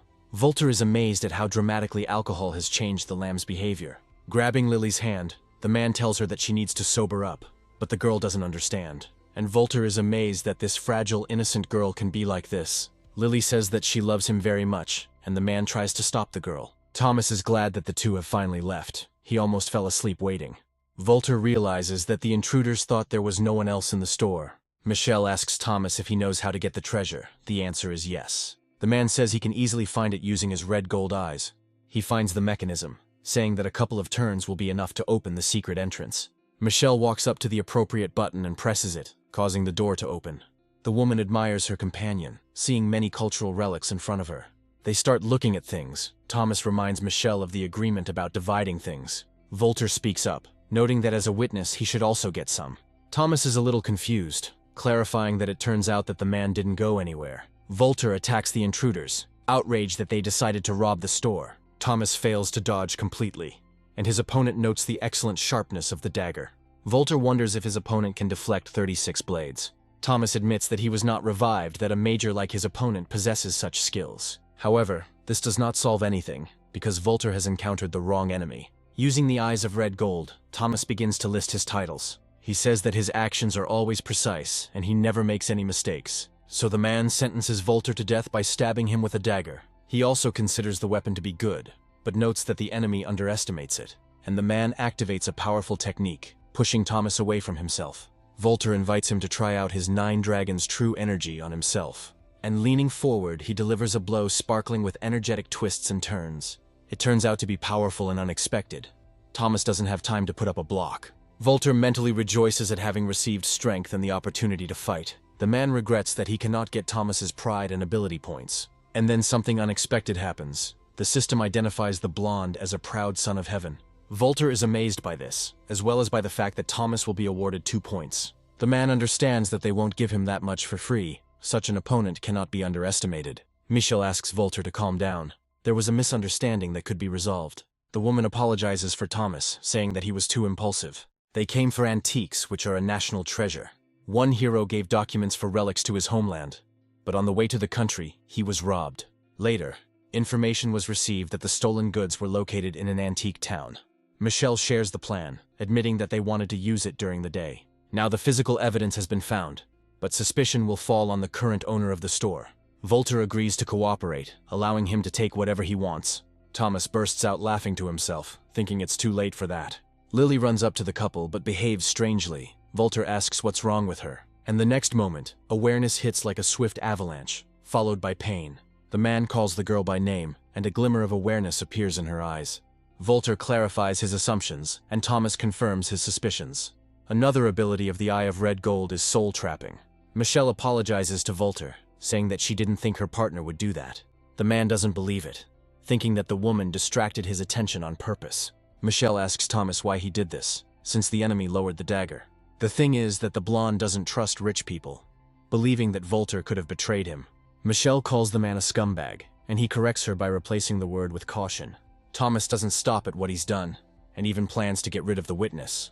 But he's not going to stain his hands with blood by ordering the girl to commit suicide. It takes Lily a few moments to put the blade to her neck and draw it across her throat. Volter is unable to control his emotions, shouting out just one word that means denial. Clenching his hand into a fist, he tells Thomas that he is now definitely a dead man. Now the man will definitely finish him off at any cost. Thomas says that the dagger's blade is poisonous, and that Volter will also die. As Michelle apologizes, the man thinks that even if he becomes a ghost, he will not leave the killers. Thomas asks the woman to hurry, not wanting anyone to come running and find them. Michelle accuses the man of murder, expressing a desire to arrest him. She didn't sign up for the murders. Volter and Lily weren't supposed to die. The blonde man believes that Michelle is going to arrest him solely because of the man's death. He tells the woman that they were merely taking back what was rightfully theirs. The man uses his ability on his accomplice, and she agrees to arrest Julia. He himself wasn't even sure that his red gold eyes could rewrite memories. As he dies, Volter thinks that Lily should never die so miserably. Overcoming himself and going into the store, he says that he will not let this happen. A man feels incredibly disappointed when he sees a message about the store closing. Volter screams like a wounded animal, saying that the system cannot do this to people. The woman appears before him immediately, stating that even fate has turned its back on him. She asks if he didn't think about something like this when he locked her up in prison. Volter is well aware that this woman will not miss the opportunity to get even with him. He believes that he has only one way out. He needs to try to beg the system. The man says that this innocent girl is not related to their personal differences. Diana can't believe that this man is capable of such a thing. She begins to doubt. Volter believes that even system administrators cannot resist natural laws, although he was not entirely sure of this, fearing that this woman would not save Lily. The girl jumps up in bed, waking up from a nightmare and warning Volter of danger. He appears nearby, calming Lily and saying that everything is already behind her. The girl apologizes for hurting him, saying she didn't mean to do it. She continues to say something else, but the man gently interrupts her. When Forrest enters the room, he is so stunned that the bag containing the treat falls from his hands. The guy assumes he was hired to flirt with his sister, but the boss retorts. Volter notices that Forrest arrived in a hurry and asks if something happened by accident. The guy tells her that Michelle's people came to arrest Julia. Volter thinks, realizing that his intervention could only make things worse. He asks Forrest to pass on something to the woman's family, but Dinah asks the owner to slow down. She reminds him of the imminent completion of the task with Lily, but the man has mixed thoughts. Then Diana invites the owner to look at the details of the transition to the next level. He will experience an improvement in all of his skills, and therefore an increase in his chances of defeating Thomas. The man says that he is going to avenge Lily, but she asks him not to do it. Volter asks her not to be afraid, saying that he cannot be called a man without avenging the girl. Lily's affection grows. She thinks that she is very happy from the man's care. The system notifies about the task completion and awards a point along with the talent. The user's rank increases, and he receives an improvement in all skills with a strengthening of the body. Volter thinks that now he will deal with everyone like Thomas. He is disgusted by the meanness and cruelty of those who dare to play with innocent lives. The man agrees with the words of the person who considered him vindictive. Julia notes that not allowing access to a lawyer is a direct violation of rights. Michelle tells her interlocutor to be silent, starting to list what she is accused of. Julia believes that someone from her family set her up using the right methods. The driver reflexively screams from the blinding light, trying to understand its cause. He is forced to brake to avoid a collision and gets out of the car. She comments on what is happening, giving it a grandiose assessment, and the woman is answered immediately. Volter asks Michelle if she is very upset that he is alive. The woman asks her interlocutor, puzzled, why she should be upset. The man presses on, recalling the events, but Michelle is genuinely perplexed as to what is going on. Volter begins to understand what the problem is, suspecting that Thomas has a hand in it. The man asks Michelle to give him Julia, but she threatens to report him to higher authorities. Volter thinks that he had great difficulty in securing support, and this will have an impact in the future.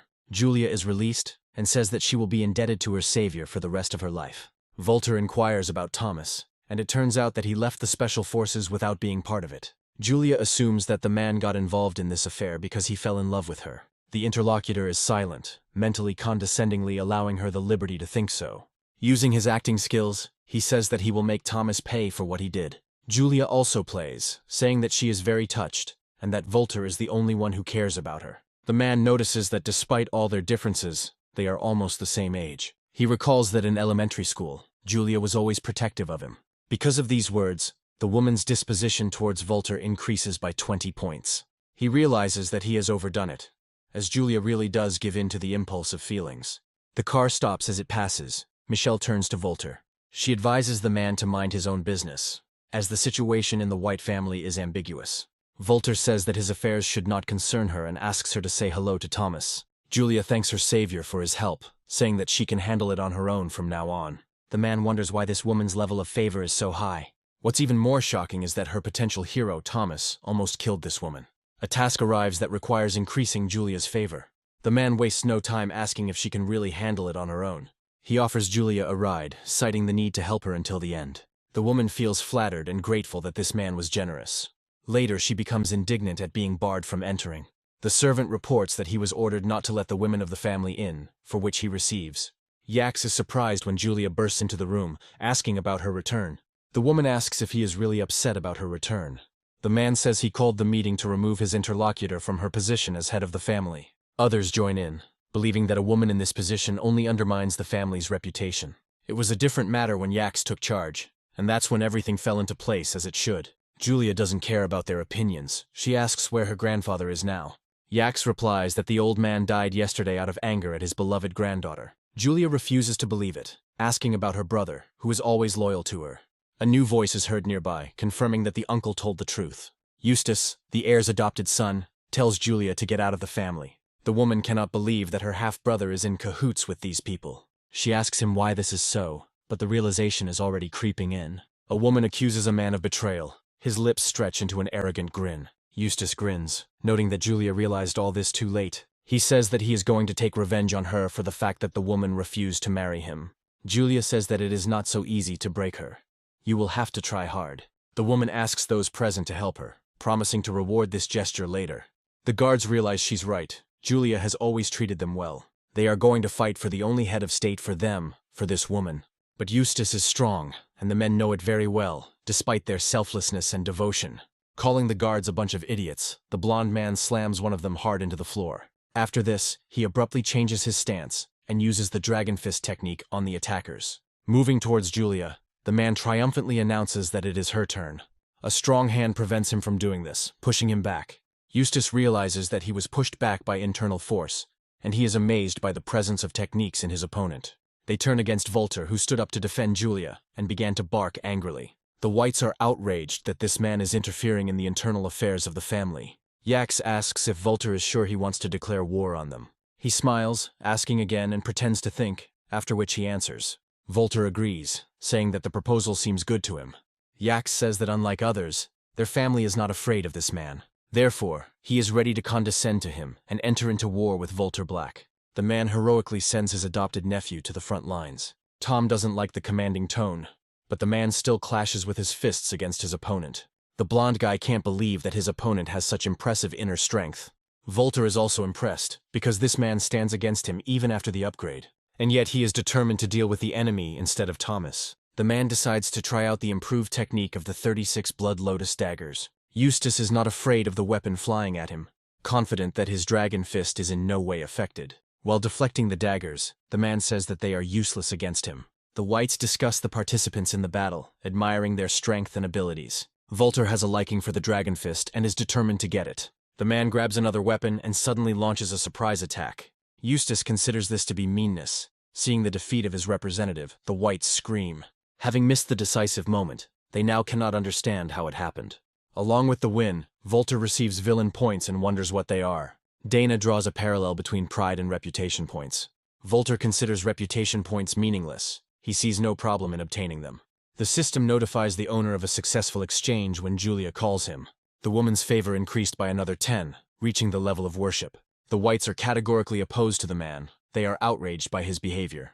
Yax tells him that Volter is now doomed, even if his family is powerful. By kicking the man, his interlocutor says that he is being too noisy. Volter requests arrest because there are witnesses and material evidence. Michelle assumes that the man wants to accuse the deceased of stealing the relics. Yax screams desperately that he never even touched the relics with his finger. Saying that this is Eustace's doing, he stops short, realizing that he has said too much. Yax corrects himself by saying that stealing the relics has absolutely no meaning to him. The man asks if he had anything to do with the murder of his father, Charlie. He says that he is a dutiful son to his father, and there is a knock on wood. The whites turn around in horror, not understanding what is happening, but knowing where the sound is coming from. The coffin lid opens, and the resurrected Charlie deftly jumps out. He addresses his son, calling him a degenerate who poisoned his father. Continuing, the deceased says that he strangled him while he was still alive with a pillow. The words about raising such a cruel son turn out to be the last straw. Along with the blood, Yax's soul leaves, and he breathes his last. For scaring the shit out of this man, Volter gets 2 villain points. He couldn't even imagine that such a way of obtaining them existed.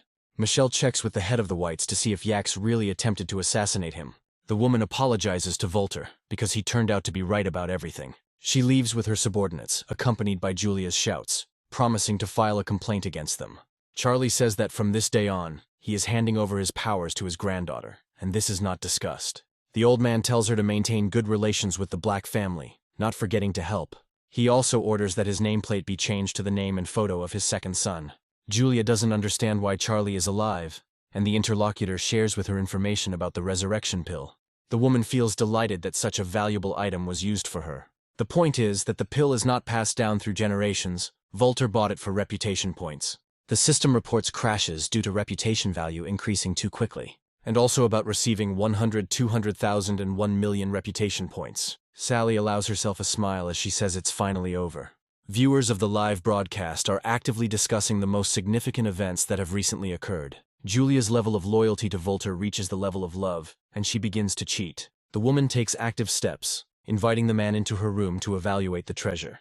Volter says that he considers it impudent to enter a woman's private chambers. Julia finds this man's shyness attractive, and he begins to understand the hints. Volter agrees to see how valuable this woman's treasure is. Throwing Julia onto the bed, he tells her she shouldn't have gotten involved with him. And while the man kisses the woman, the system congratulates him on completing the task. The user gains a talent for insight, but loses Heaven's Pride points. The next day, Volter expresses surprise regarding Julia's first time. She says that she is not forcing him to take responsibility, since she was the one who initiated it. Julia invites a man to accompany her to the magic stone auction. He agrees, but says he's going to take a few more people with him. This auction is the first since the end of the war, which caused the suspension of activities. Lily tells her companions which stones are the main reason they gathered here. These stones are the royal ones, which they are passing by right now. The price of one of these is 500 million, and its owner is Thomas. Volter is amazed that it doesn't take much effort to find this guy. Forrest reports that Thomas was detained by security for not having an invitation. Volter is well aware of this strategy. Soon someone will give the blonde an invitation. The man asks the bodyguard to arrange for the manager to issue Thomas a pass. Volter offers his ladies to accompany him to the observation room. Thomas is indignant that they won't let him in, since one of the royal stones is his. The guard apologizes, but entry is not possible without an invitation. The trading manager orders the security guards to move aside, noisily indicating Thomas's status. The man ingratiatingly says that he will now give the blonde guy a pass, and the very next moment, instant punishment befalls the guards. The men respectfully ask the master for forgiveness, saying that they did not recognize him. He mentally enjoys such a relationship, because he hasn't felt anything like this for a long time. Thomas's first order of business is to find all the high-quality rough stones. Red Gold's eyes require a lot of strength, so he decides to write everything down so as not to forget. While making notes in his notebook, Thomas repeats what he has written to himself. Volter orders his bodyguard to buy back all the stones marked by the blonde man. Julia thinks it's too risky because a mistake could happen. Volter replies that he believes this man, silently thinking about the eyes of Red Gold. The woman asks her interlocutor to help her, describing the situation with her family's minds. She is not sure that she can gain recognition from the company and recognition after suffering a defeat. The man says that everyone will be impressed if Julia buys this stone. He allows the woman to do this, promising that he will not buy the stone himself. Julia expresses concern that she will not have enough funds to purchase it. The man asks to believe him, mentally believing that Thomas could not have driven himself into the negative. Although it is difficult for the woman to implement this, she still agrees. And the very next moment he announces his firm intention to buy this stone. The woman mentally addresses Volter, promising to believe her first man. The host invites those present to begin bidding for the royal stone at 500 million. Participants begin to compete with each other in offering their prices, but the rates do not rise too quickly. But gradually the competition gains momentum, becoming fierce. This time, young Mr. Volter Black acts as a representative of his family. Thomas thinks that he, like 3 other representatives of the great families, will be destroyed. The man tells the others to hold the end, intending to buy back the king's stone. Julia tells him to get lost, saying that no one dares to claim her for themselves. A stunned sigh escapes the lips of Thomas, who turns towards her. He cannot believe that Volter did not die then, because the dagger was poisoned. Forrest is about to put the blonde in his place, but his owner stops him, asking him to wait. The game has just begun, and the man intends to enjoy it for a little longer. Under the dumbfounded gaze of the blonde, Julia offers 750 million. She gets an opponent who raises the bet by another 50 million. Wood apologizes to Julia, boasting about the will left by his grandfather. The woman says that his will not come true. The man raises the bet to 900. Thomas mentally triumphs, enjoying the clash between the two, confident in his own advantage. Volter asks the woman to raise the bet to 1 billion, sowing seeds of doubt in her. Yet Julia follows her man's advice, raising the stake to 1 billion. The boys who were fighting with her earlier suddenly turn towards the woman. Julia is overcome with doubts. She recalls the words of the experts and their maximum forecast. She mentally addresses the men, urging them to hurry up and raise the stakes. They are already raising their hands, about to offer more, but suddenly they feel a terrible aura. The blonde guy says that he won't do it because he hasn't been feeling well lately. Volter turns to the second, offering to give him the price of his wine cup. He doesn't even think twice, and thanking his interlocutor for his generosity, also gives in. The woman is congratulated on the successful acquisition of the royal stone. Live viewers discuss manipulations similar to a tacit agreement among high society. Sally talks about the most important part of gambling, cutting the stone. If you make a cut once, the price will fall. If you don't see a glow, it's a dud. Julia says that choosing which part to dissect requires its own technique. Volter now understands how this woman acquired her insight. Having selected the area, Julia asks to make a vertical cut strictly along the contour. The stone turns out to be completely empty, which causes general indignation. But Julia believes that everything is still ahead. She still has hope for the best. However, the green light never appears, which can only mean one thing. Money wasted. Sally shares her knowledge about the color of stones. The white color inside is called chicken manure stone, and so far the prognosis is bleak. Julia loses hope, reproaching Volter for trusting him. Viewers of the live broadcast echo the frustrated woman, sharing her feelings. But Julia still pulls herself together, ordering them to continue cutting the stone. She says she doesn't believe there's anything empty inside, and Thomas tells her to stop doing that. He says that if we continue to crush the king's stone, it will become completely useless. The blonde offers to buy out the remaining share from her for 200 million. Julia is tormented, leaning more towards this option because she does not want to suffer losses. The woman is already saying the first word, but she is stopped and told to wait. Volter clarifies whether Thomas really intends to buy the stone, which was sold for 1 billion. This way he could have gotten 800 million net, but unfortunately he got involved with the wrong person.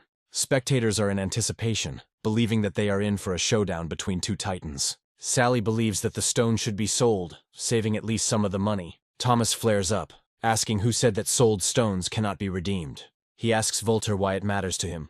The man retorts with a grin, and he says that Julia is his woman, which means that her things are his too. Thomas thinks about the sudden strange feeling that he had of being cuckolded. He offers 500 million, believing that this will reduce their losses to a minimum. Julia agrees, but Volter interrupts her, saying that the stone is not for sale. The woman asks if her man really wants to have fun watching her ruin. He begins to charm her, saying that this billion is insignificant in front of her. Noticing the growing affection, Volter says that he is not pleased with Julia's sadness. The spectators watching this scene praise the man, considering him a master of seduction. Julia says a detailed examination revealed no trace of emerald.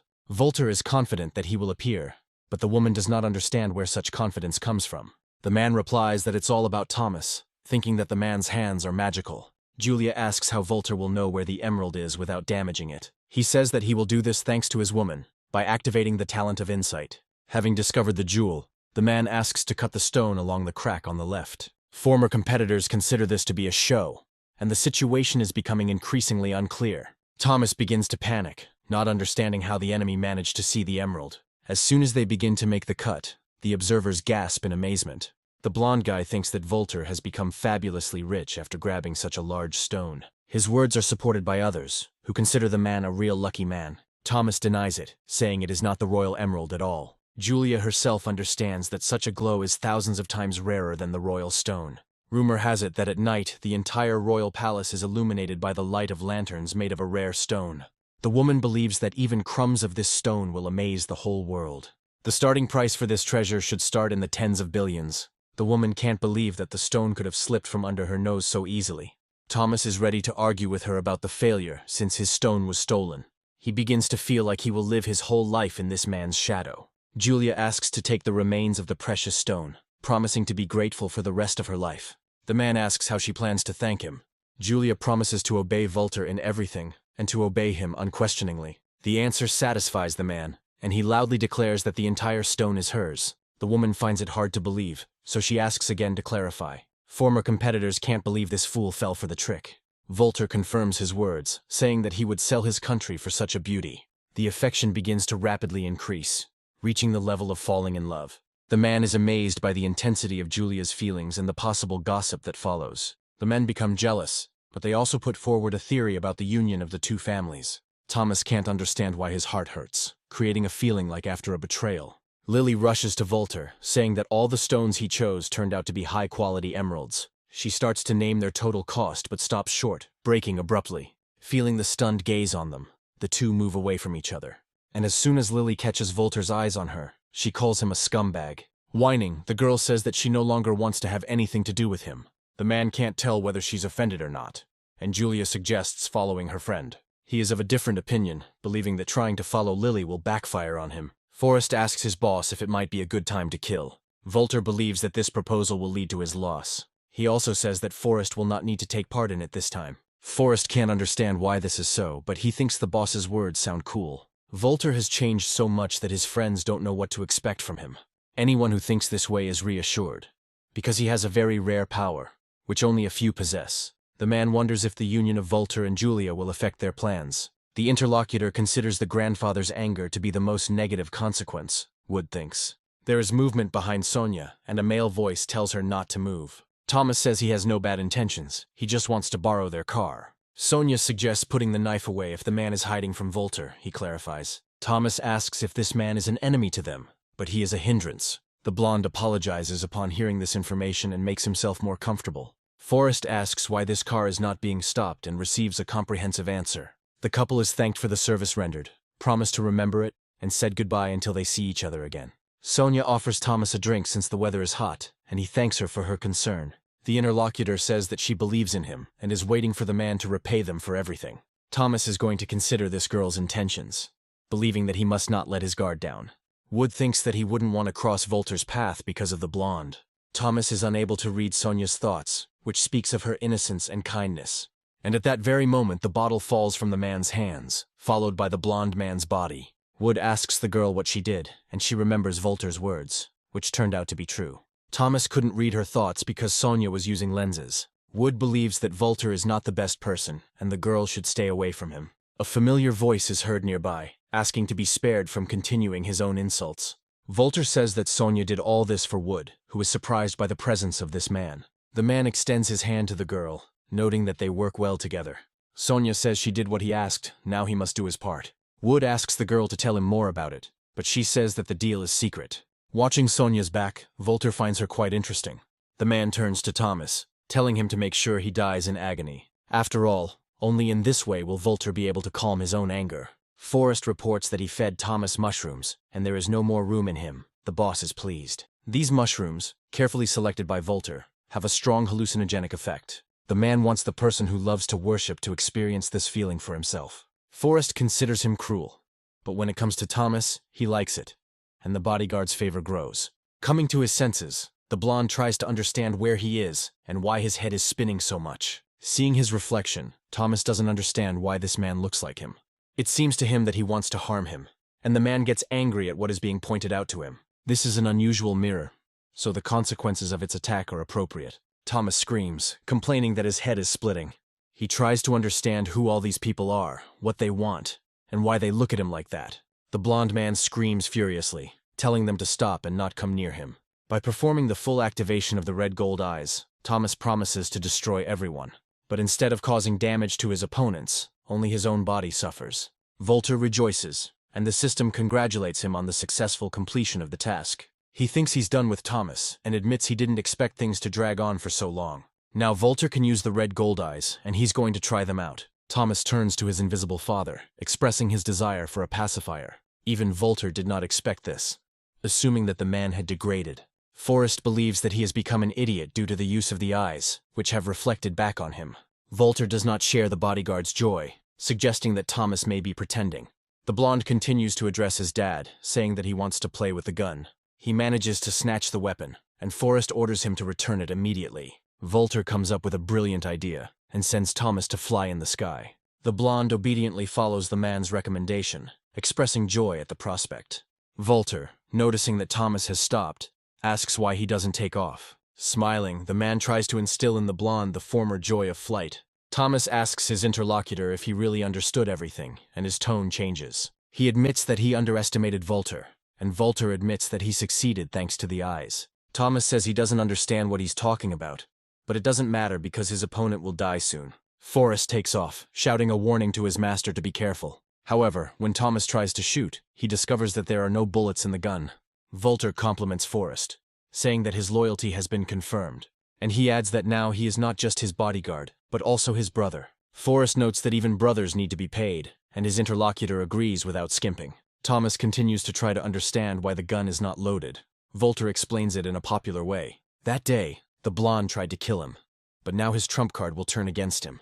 Volter intends to repay his enemy 100-fold. Under the influence of multiple attacks, Thomas loses coordination and pays dearly for it. For excellent performance of the task, Volter receives an additional reward.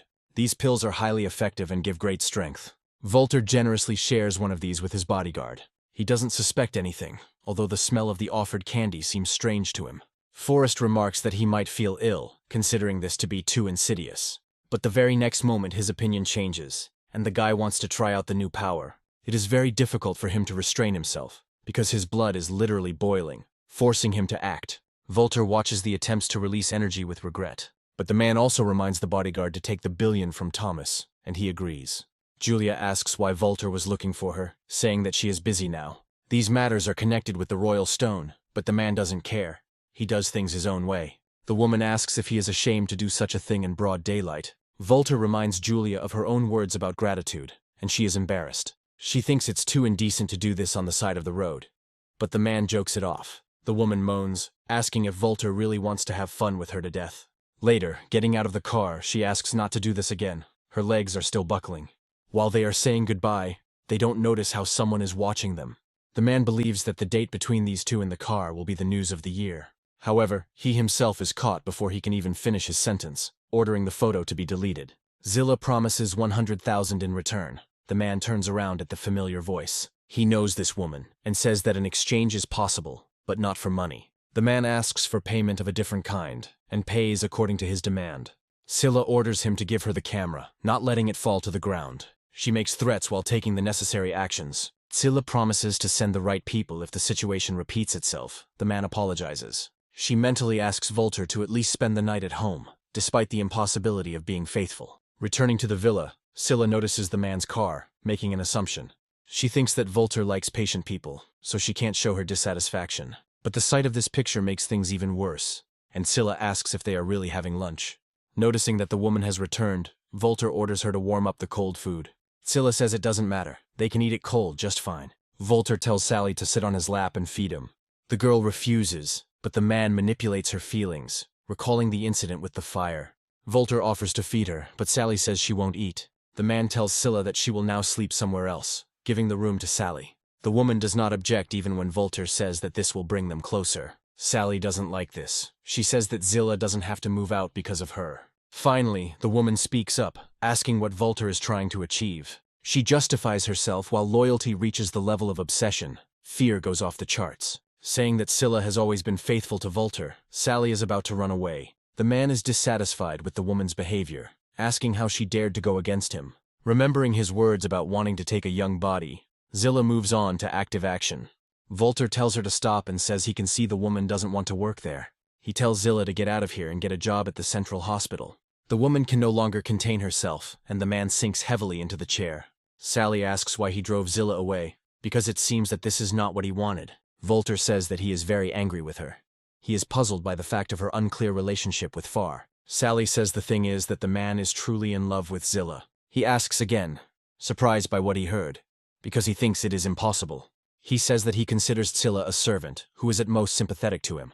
Sally says that forced service cannot keep anyone for long. The next morning, Volter calls Scylla, telling her to look after him.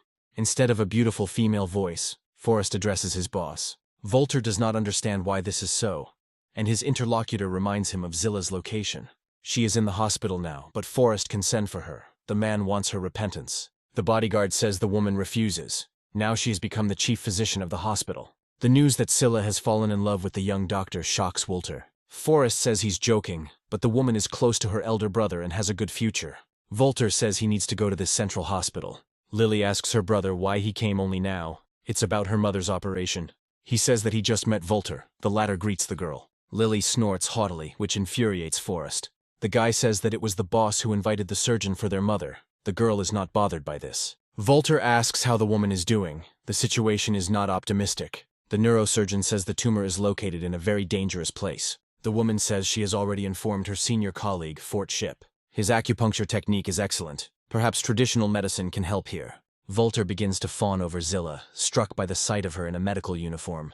The neurosurgeon is outraged, saying that traditional medicine is a load of bullshit. Zilla counters by saying that the hospital combines Western and traditional medicine. The interlocutor says that he would not have come here if it were not for Volter's request. The latter uses Jacob's words against him, and he realizes that he screwed up. And he corrects himself, saying that he was hasty, but tries to gently insist on his own. Another person appears in the room. This man says that he does not agree with what was said. Fort says traditional medicine is evolving just as much as Western medicine. Scylla fully supports her senior colleague, demonstrating independence to Volter. Gradually they shift the focus of the conversation, starting to pay each other compliments. Volter says that the interlocutor is thinking very narrowly.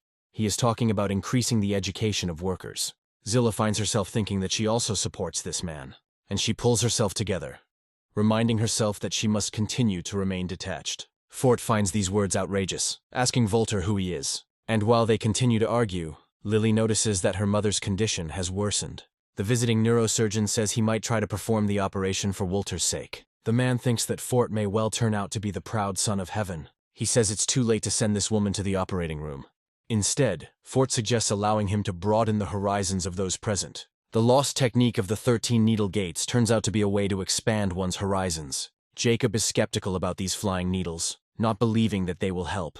Volter thinks the neurosurgeon is playing with fire by mocking the proud son of heaven. A terminally ill woman is amazed at how much time she slept after skipping lunch. Jacob can't believe that this is all happening for real, and he hears laughter nearby. Fort asks what's so special about a simple illness. The nurse admires the miracle that happened. Meanwhile, the system officially detects the proud son of heaven, the owner thinks. Lily is amazed by the man's actions, asking where he is taking her mother. He says that to confirm her recovery, he is going to take her for a CT scan. The girl forgets about her hostility. She and her brother unanimously call Volter attentive. The man asks the woman to calmly undergo the CT scan and not to worry about anything. She thanks him. To implement his insidious plan, all that remains is to buy a doppelganger doll. The system reports the successful acquisition of the mentioned item and announces the remaining points. The man is amazed by the resemblance of the doll double to a real person.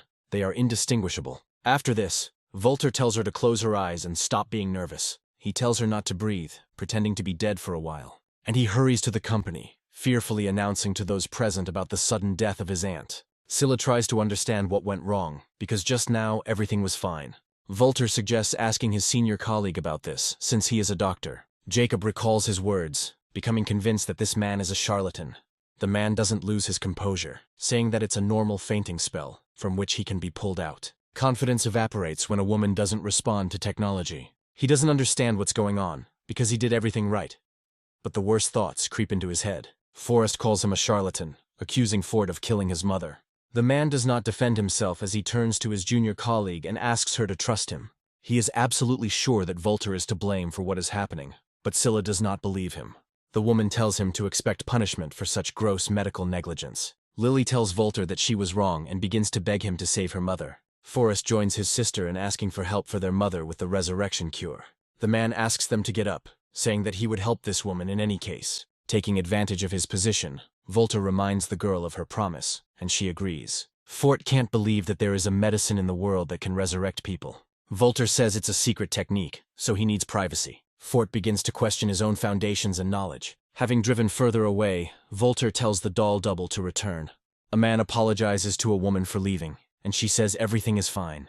On the way back, she shares her thoughts about how she considers Volter to be a good guy. The woman believes that if Lily finds them a son-in-law like him, she will be able to die happy. The man pretends not to have heard, and announces to those present their return. Fort looks at the living woman with a dumbfounded expression, openly showing his disbelief. Volter kicks him, saying that there is no more room for him in the central hospital. He continues, warning that if he tries to disobey, his legs will be broken. Fort is indeed leaving, but suggests that we see how life will turn out. Later, he calls out to the person who started the explosion, asking how he dared to do such a thing. The man is outraged, because this looks very much like a targeted murder. After assessing the damage, Fort realizes that the girl needs urgent treatment. She is dying. He can't just stand by, so he uses his 13 needles technique. The woman comes to her senses, asking if he was the one who helped her. This girl turns out to be the president of Cyclone. Her name is Elena. She is grateful to her savior. Volter tells Zeal to pour him a glass of water. The woman suggests that Sally do it. She reminds that today is the last day of their contractual relationship. The woman says that from now on Volter must take care of himself. She continues, reminding him that now she will not wish him good morning, afternoon, or night. Volter says she managed to anger him and thereby attract his attention. Scylla says that he is childish and dependent. The man loses his patience, telling the woman to look at him right now. He says that he is ready to forgive her if she admits she was wrong. Scylla pushes the man away, asking where she could have gone so wrong. And she answers her own question, it's impossible, because she never betrayed him. Volter asks how dare she disobey him and shout, something that hasn't happened since childhood. The man tells Zilla to get out, saying that he never wants to see her again. The woman takes this calmly, promising not to cross the threshold of this house again. In her mind, she tries to understand why this man is so cruel to her. The man does not understand why Zilla listened to him, because before she had done the complete opposite. He stutters as he begins to speak, but still finishes, asking the woman not to leave. Zilla says that she also cannot leave him, because she does not know how to live without him. The location reaches 99 points. The woman is hopelessly in love with Volter. The man says that he doesn't want her to leave, but wants her to be with him all his life. Scylla asks if he has gone crazy, since they are now in the living room. She suggests going upstairs away from prying eyes. Volter has a different opinion. He is used to taking what he wants, where he wants. There is no stopping him. The woman wants to take off her robe, but the man asks her not to do so. She says he is very bad, but she likes it. She is dead in love with Volter. Scylla admits that she eventually fell into the clutches of this handsome womanizer. The man asks her not to tarnish his honor, swearing that he loves only her. The woman shows the flash drive, reminding him of what she and Julia did in the car. Volter admits this, adding that they were filmed intentionally. Zeal wonders why. The man says that he has a fiancée with whom he entered into a marriage contract before her birth. He expresses hope that the conflict will cause her to call off the engagement. Volter wants to send incriminating evidence to this mysterious stranger directly. The system congratulates the owner on completing the quest to win the heart of Zilla Asterism. As a reward, he receives 2 heavenly pride points and a talent for modern medicine.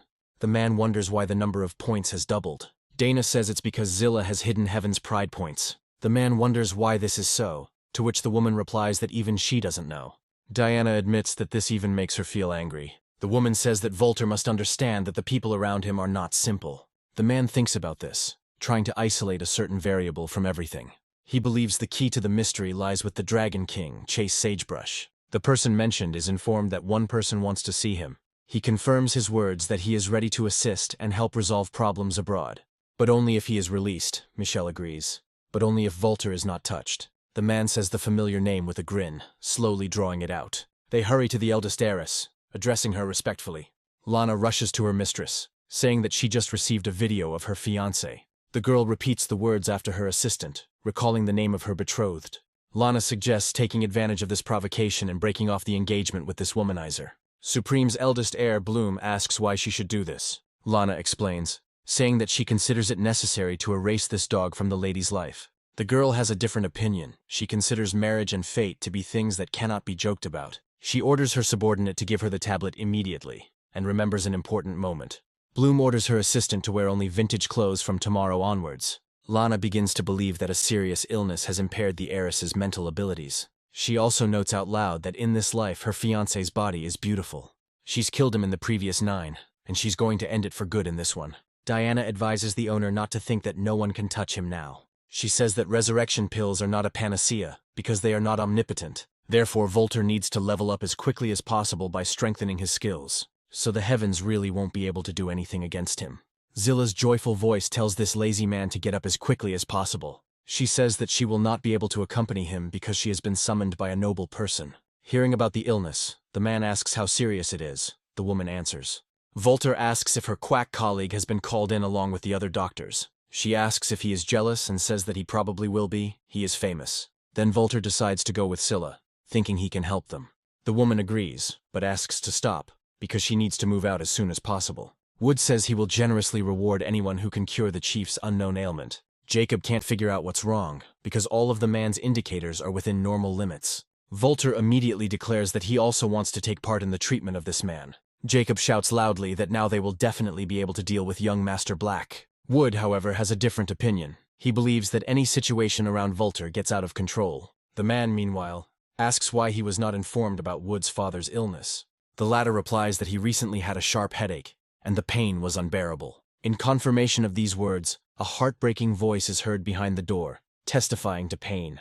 Wood flies into the room calling for his father, and is left speechless by what he sees. Ford is told to stop, but he retorts, saying that the wind of filth has already penetrated the man's brain. It is necessary to remove it with silver needles. Otherwise the head of the Lack family will come to an end. Jacob warns the young master to be careful, telling him about a recent incident. Wood orders the charlatan to be thrown out of his house, perplexed as to how he dares to show up uninvited. Fort says with resentment that these people cannot distinguish between good and bad. He says that he will leave peacefully if he is not touched, and asks not to pull the needle out of his forehead. Fort tells Scylla that Volter is not a good person, and she asks him not to worry about it. The man believes that the time will come when he will be begged to help get rid of this disease. Jacob asks not to pay attention to these words, because this charlatan is fooling people. Meanwhile, the patient screams, shouting that his head is splitting. Scylla asks for help in restraining the man so that she can inject him with a sedative. But he rudely says that he doesn't need a sedative, ordering him to simply ease the pain. Volter asks the woman in a caring voice to leave this task to him. The man says that Fort had better calm down, otherwise he himself will deal with this would-be advisor. He thinks that although this trick is rather clumsy, it is quite effective. It seems to Volter that doctors of traditional medicine do this in every second novel. He understands that the needle is needed for the patient's temporary peace of mind. It is like a dam. Wood asks if he should ask Fort to come back to help his father. The man finds this suspicious and asks when the charlatan arrived in Ginger. Zilla answers. Then Volter asks about the beginning of the illness of the head of the Lacks. The dates are close. Wood also puts 2 and 2 together, realizing that the suspicion is indeed suspicious. Volter concludes by saying that this is exactly what everyone present thought. Zilla and Wood both ask in unison what he means, what they should have thought about.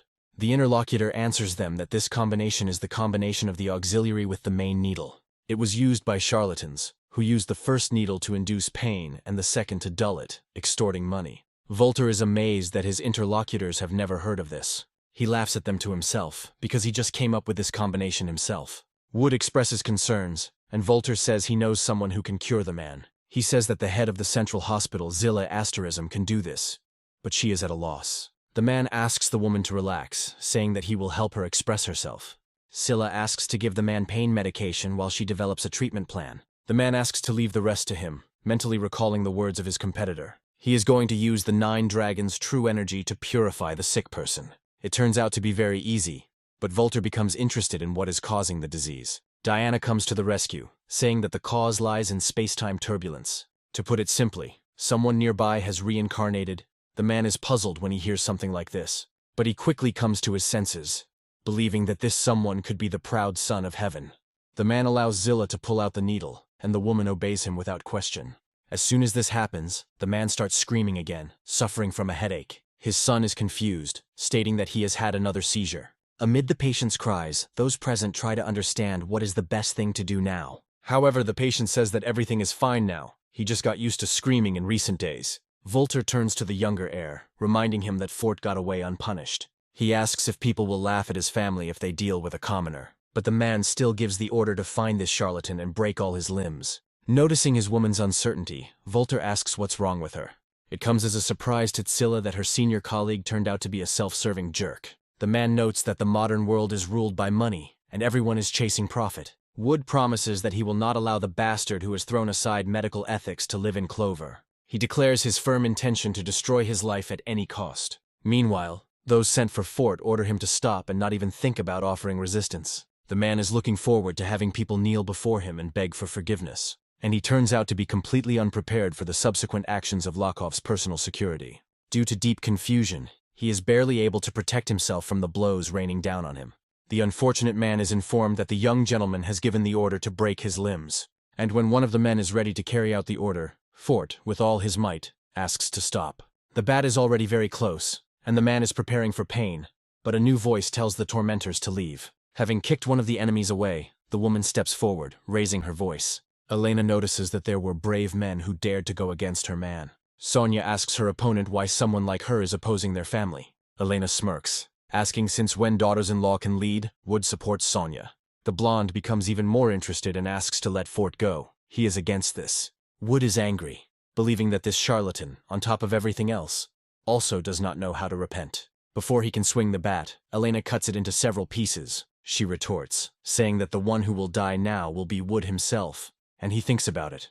He believed that after reincarnation he would be able to avoid the destruction of his family, but it seems he was wrong.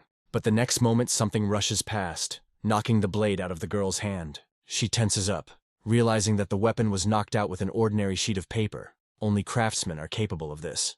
She wonders who could pull off something like this, and Volter gives himself away with a grin and a sneer. Elena asks who he is, and how he dares to interfere in the affairs of her organization. Volter presents himself as arrogantly as he facilitated this dialogue. Elena says that she doesn't know him, since they didn't drink together. The man starts coughing. Fort tells his friend that this is the same person who ruined his reputation. Volter asks how this is possible, recalling the events he himself has distorted. He ends his accusations by saying that he considers his opponent to be simply incompetent. The man flares up, calling his opponent a liar, the likes of which you would have to look for. He is going to demonstrate the power of his 13 Needles Demon Gate. A fight breaks out between them again, causing the onlookers to cheer. The attack doesn't work on Volter.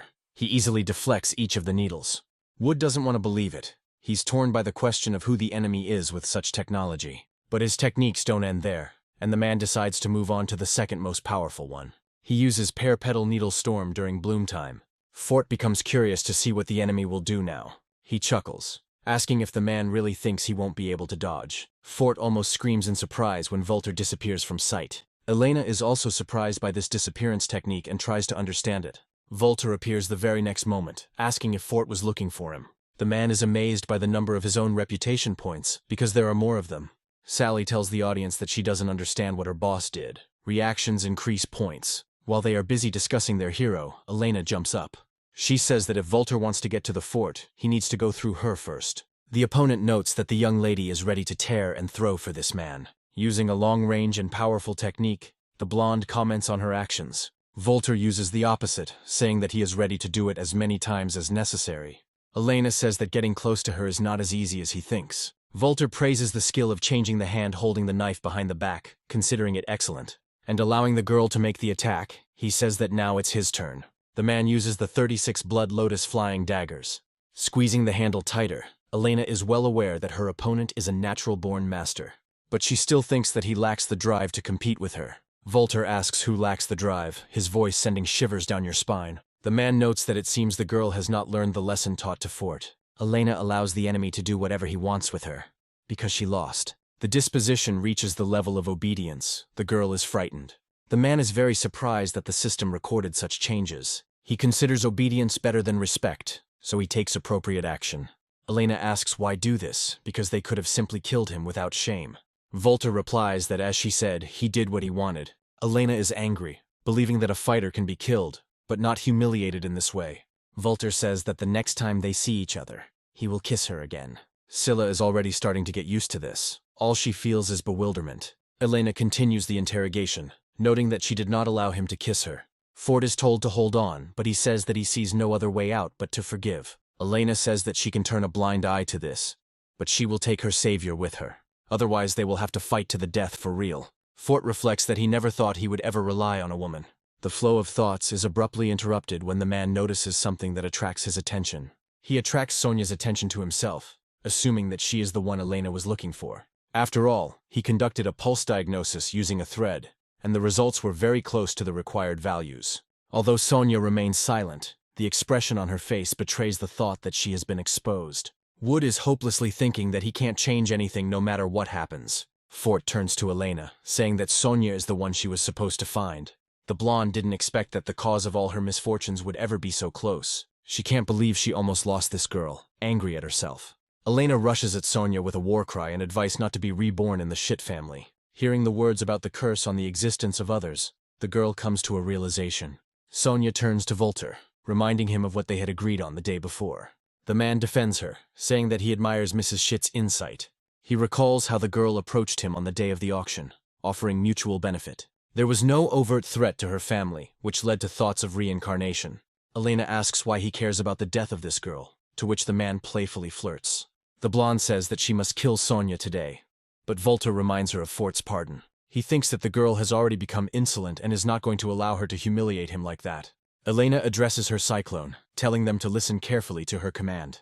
The blonde orders her subordinates to help kill Sonia at any cost. Wood believes that they cannot stop these outstanding fighters. Zilla is worried about Volter. Sonia doesn't mind dying. The only thing that matters to her is the well-being of the lax.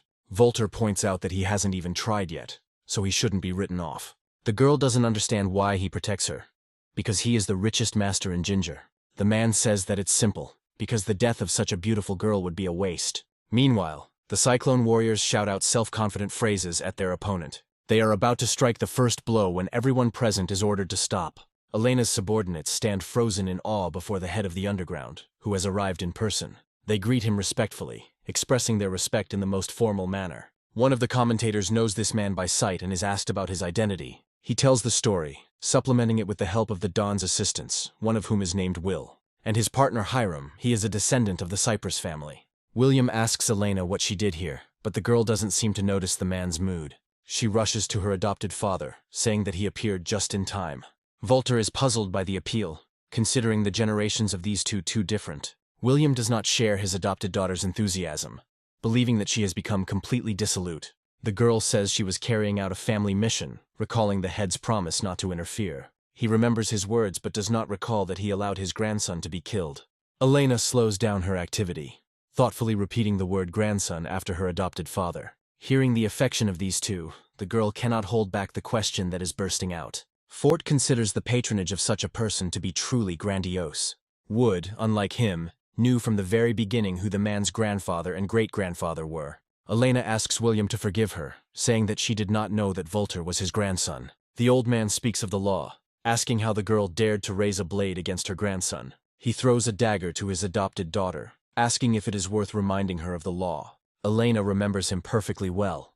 No reminders are needed. The fate of being expelled from the family awaits her. She fearlessly declares that she accepts the punishment of the 6 holes of the 3 daggers. Volter turns to his grandfather, saying that he got it all wrong. He says they were just fooling around and Grandpa got too excited. The old man is frightened when he sees his grandson's wound and anxiously offers to let him look. The man says it's just a scratch, but the grandfather thinks they're trying to trick him. In his mind, he praises his grandson for his endurance and is proud of him, because the bleeding is very severe. Volter, as an argument in his defense, recalls the scene with the kiss, the girl confirms. William says he doesn't believe it, asking the young people to kiss to dispel his doubts. For Volter, this request is nothing. He convinces the girl by reminding her of the 6 holes. Wood tries to get Fort to watch the couple's second kiss. The man asks to leave him alone and stop beating him up. Seeing his favor growing, Volter can't understand why the task hasn't appeared yet. The grandfather is satisfied, but says that the matter concerning the lax needs to be discussed with his grandson. He thinks they need to come to a compromise, and the girl says she understands this. Volter asks Elena not to worry, saying that he will settle everything, and both of them will be pleased. The man's charms have little effect on this girl. She says that she communicates with him because of William. Volter calls Elena a hottie, saying that's the kind of girl he likes. Sonia asks Wood if he saw a similar scene in a past life. He denies it. What the man heard about the blacks was completely different from what had happened in the past. William committed suicide to avoid involving the blacks in his affairs. But this sacrifice was in vain, and Chase did not leave this family alone. Sonia wonders if Elena took part in this, but her interlocutor answers in the negative. The girl asks if she could betray Volter. Wood doesn't know. Sonia believes that the man needs to be told about this, because he is now trapped because of them. Later, Volter clarifies that Chase destroyed his family, the blacks, in the past. He is puzzled by the fact that Elena is very likely to be his accomplice. Sonia confirms this, warning that the interlocutor's mother should be careful. Something bad might happen to her in the coming days. Volter asks about the source of the information. Sonia shares that she can calculate the future using a certain technique. Volter asks to name which of the two of them has reincarnated in order to maintain a trusting relationship. Sonia asks the man how he managed to find out this. Volter begins to reason, dismissing the version with Elena and his interlocutor. Thus, he figures out Wood by asking him the appropriate question. He agrees, admitting that he has gone back 10 years. Wood shares a memory in which Cyclone passed to Elena after William's death. Later, the blonde went on a bloodbath, slaughtering the Luckies along with Sonia. By a stroke of luck, Voodoo and Phoebe managed to escape, but their journey was difficult. The man's death was caused by the fort, but when he opened his eyes, he returned to the past a decade. Wood himself doubts the veracity of all this, not hoping for understanding from his interlocutor. The system identifies the speaker as the proud son, and Volter has questions about the reward. A familiar voice is heard nearby, saying that this is because of the low title of the system's owner. If he had been taller, Volter would have completed the task and received the Great Prophecy as a reward. The man thinks, coming to the conclusion that he needs to speed up the promotion process. What worries Diana most are the 5 pride points, which gives rise to certain thoughts. Volter asks her not to worry, saying that they will find out everything after completing the task. The woman asks him not to touch her, as she is still angry. The man is amazed at the female nature. He asks clarifying questions about Fort, and Wood thinks they don't believe him. But he still confirms the words of his interlocutor and talks about the charlatan's skills in more detail. Fort is a natural-born womanizer, and one can only envy him. Volter wonders if Scylla is his concubine. They tell him that this woman killed herself by touching his coffin at the funeral. For a man, this comes as a complete surprise and is hard to believe. Meanwhile, he is told that his mother called and asked what he wants for dinner. Scylla says she suggested the woman cook her son's favorite dishes. She asks what happened, confused by the man's sudden outburst of feelings. He promises to treat Zilla well, and she speaks directly about her embarrassment. Volter says that in this life he will never dare to offend her. The woman responds to this by saying that she simply wants to be with him always. Wood notes that Volter sometimes goes a bit overboard, especially now, when the loners are watching him. Sonia believes that he is honest. Wood remembers that in his past life, he was unable to protect her, and tries to make a promise. Sonia reminds her interlocutor that the crisis in their lives has not yet gone away. It seems to Voodoo that after the girl and Volter made a deal, she became colder towards him. The said one suddenly says that he will help them deal with Elena, but only if Lucky obeys him, and Wood kneels before him, swearing allegiance. The man is outraged by the very thought of this, because they are both heirs to great families. Volter says that he will help his interlocutor, since he cannot assess what is happening sensibly. Julia, who entered the hall, asks if she did it at the wrong time. Volter has a different view on this matter. He says that everything is exactly the opposite. Seeing George smiling happily and praising his boss, Wood is taken aback. Volter explains the situation to him, telling him what awaits him if he disobeys. The man asks not to take this as a threat, saying that this is normal. George says his family doesn't agree with leaving the messed-up Lux alone. Julia asks Wood if he will be able to sleep soundly after this. He surrenders, swearing allegiance to Volter and promising never to betray him. The system immediately notifies the owner when the retrospective skill is acquired. But due to the low loyalty rate, Heaven's pride points cannot be obtained. Volter asks Wood not to be upset, saying that the lax affairs are now his problem. He invites Sonia to go to his home, promising better protection. The man crouches in her ear, beginning to talk about her wisdom and their possible mutual benefit. Wood is jealous, deep down fearing that the girl will choose Volter instead of him. and she chooses, raising even more questions than before. Volter promises to take care of this girl in Lucky. Voodoo just needs to be a prophet. The first thing the man asks him to do is name the numbers of the winning lottery tickets. Volter asks if his interlocutor doesn't like horse racing and asks about the black horse. There is a very sad memory associated with this, in which Wood's horse died. Julia asks him about the industries that will thrive in the future. Wood speculates that Volter did not tell others about his reincarnation to avoid trouble. He answers out loud a woman's question about the industries that will prevail in the future. Volter doesn't like the detailed story. He asks to speak closer to the point. Wood pauses right where he left off and switches to the foundry shaft. Volter's head starts to hurt just thinking about it. But he says those present will be responsible for domestic mines. He himself plans to take control of foreign ones, taking half of the total income for himself. The man asks his henchman who is for it, and of course the answer is unanimous and positive. Wood's loyalty drops to 0. He doesn't like that Volter has deprived everyone excessively. The man who noticed this considers it simpler not to submit, but to kill. Sonia asks Volter to forgive Wood, saying that they agree too. The man says that he will later ask Zilla to choose a room for her closer to him for efficiency.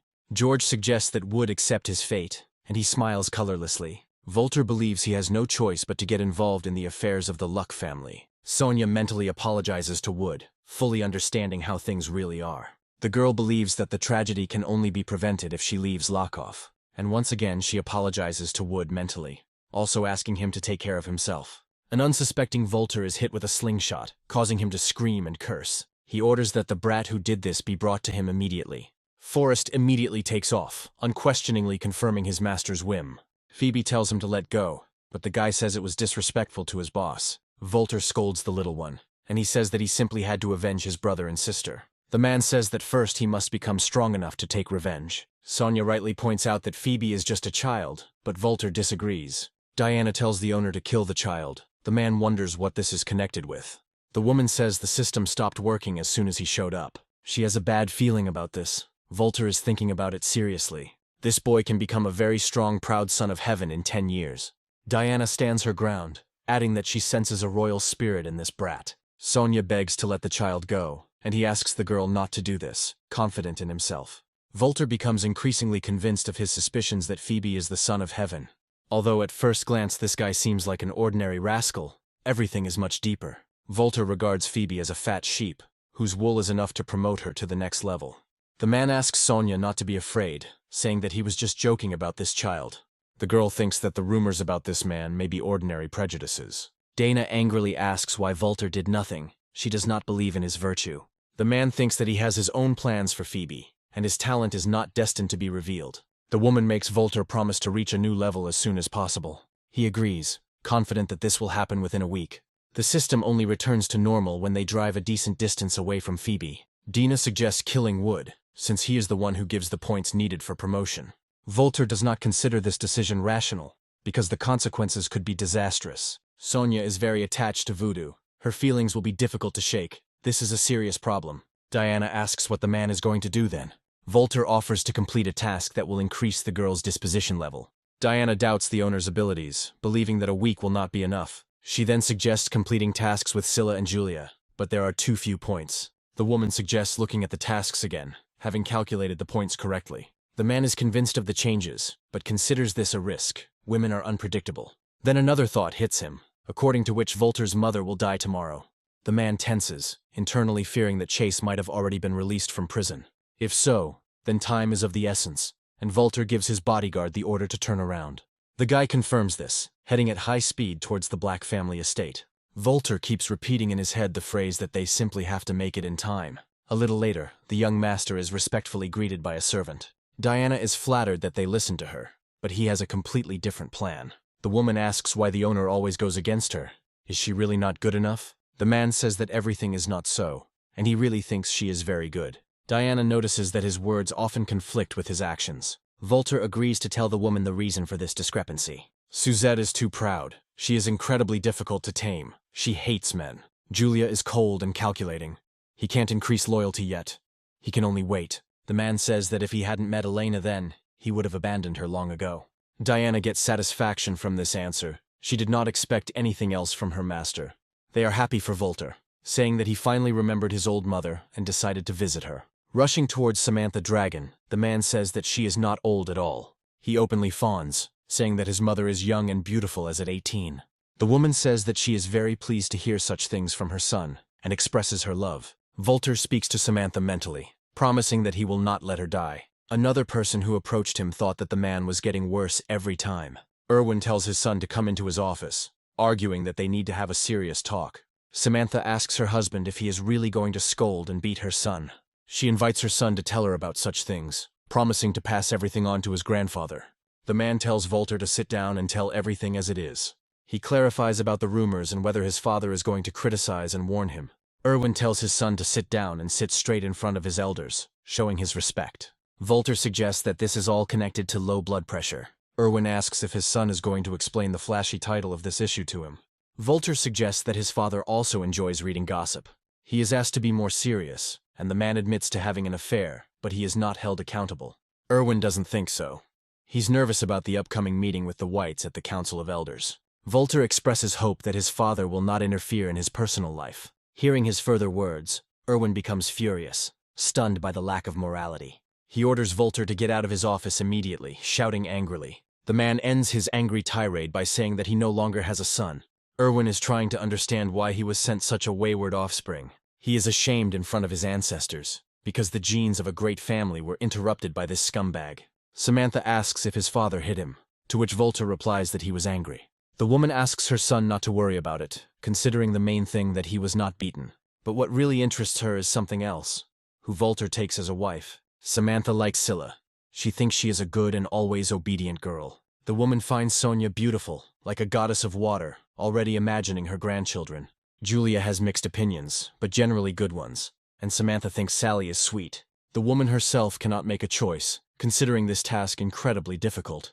Volter says he makes the choice himself, and he wants each of these women. Samantha takes these words as a joke, but her son tells her that he is actually serious. But Volter is going to talk about business, and the woman is pleased with his care and attentiveness. The man states that he is going on a business trip with his mother. Later, he remarks on how grand the ceremony to welcome Samantha was. Seeing his target approaching the car, the blonde presses the detonator button, completing the task. Satisfied with his success, he leaves, smiling and remembering what this guy wanted. Pete says that he alone was quite enough.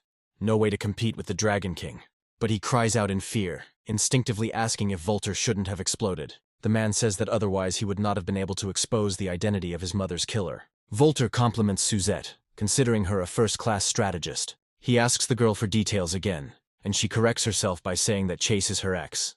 Pete also addresses Suzette, saying that they don't kill people indiscriminately, the target is Volter. The latter says that he can't stand liars, because the driver and translator are innocent people. Pete starts to make excuses, but Volter tells him to shut his filthy mouth right now.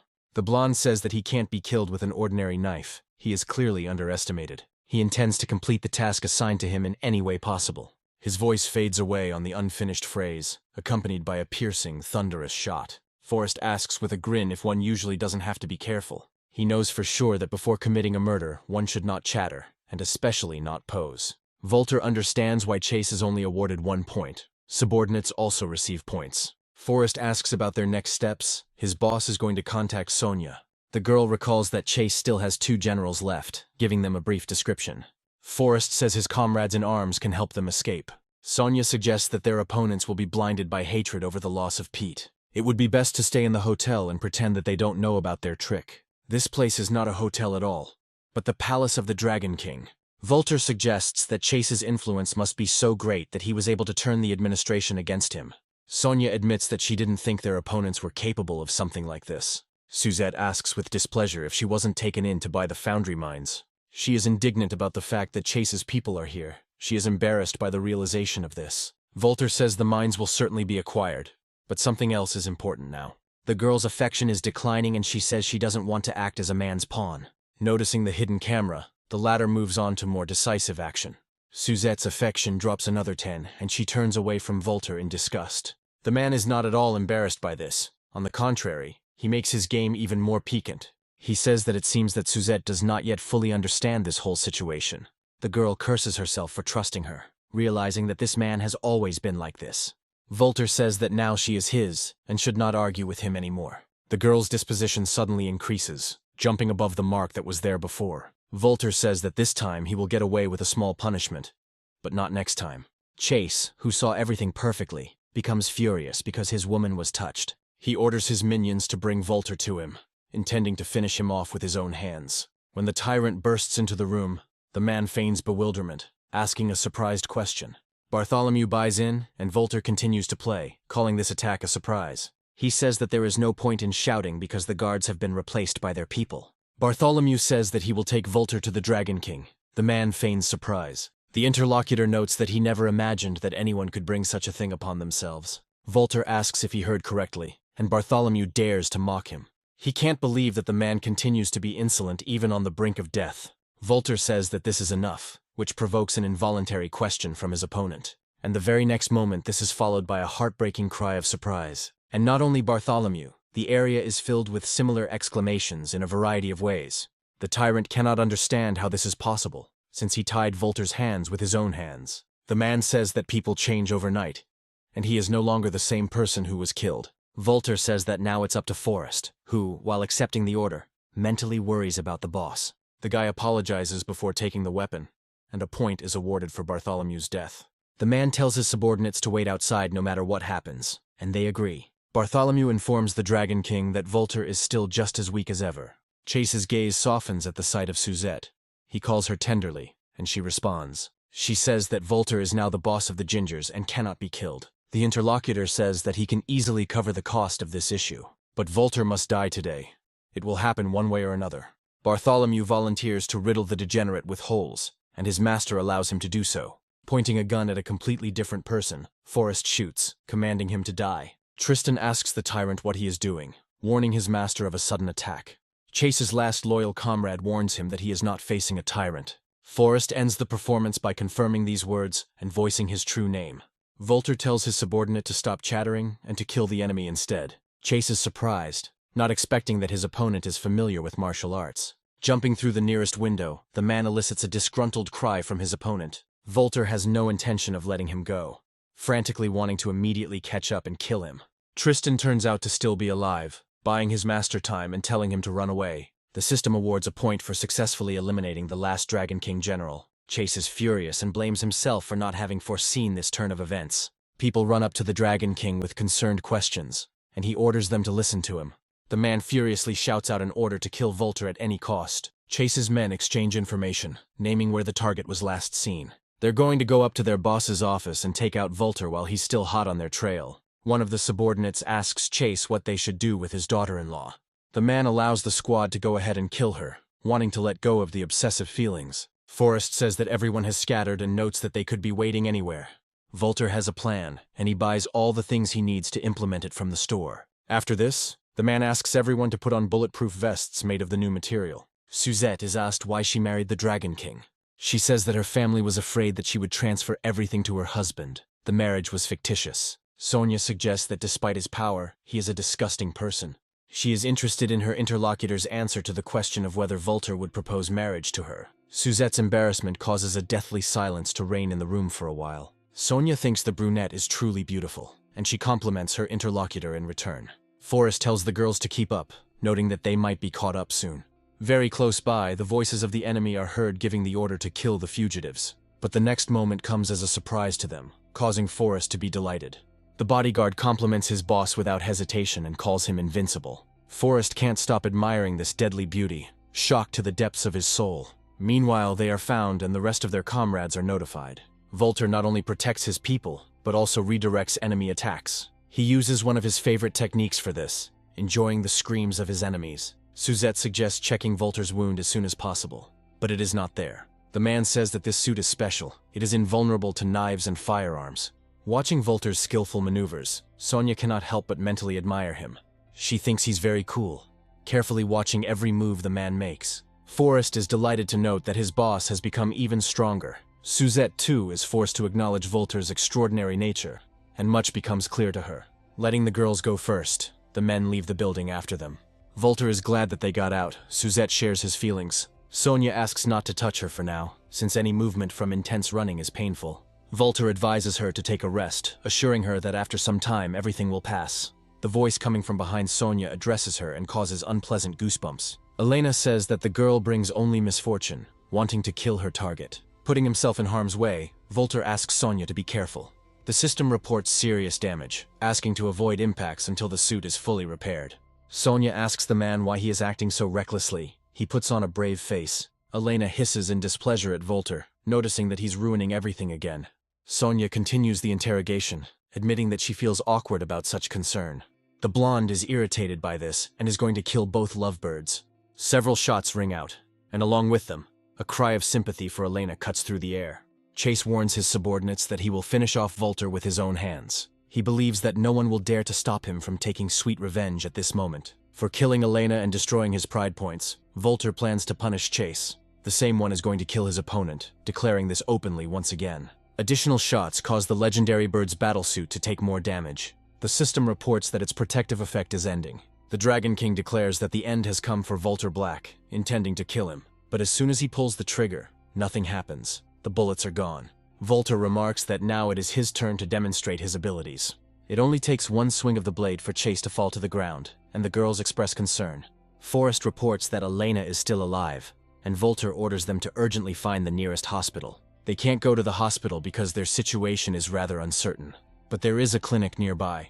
Although the doctor says it is unlikely that Elena can be saved, Volter promises to give any amount in exchange for saving the girl's life, but in vain.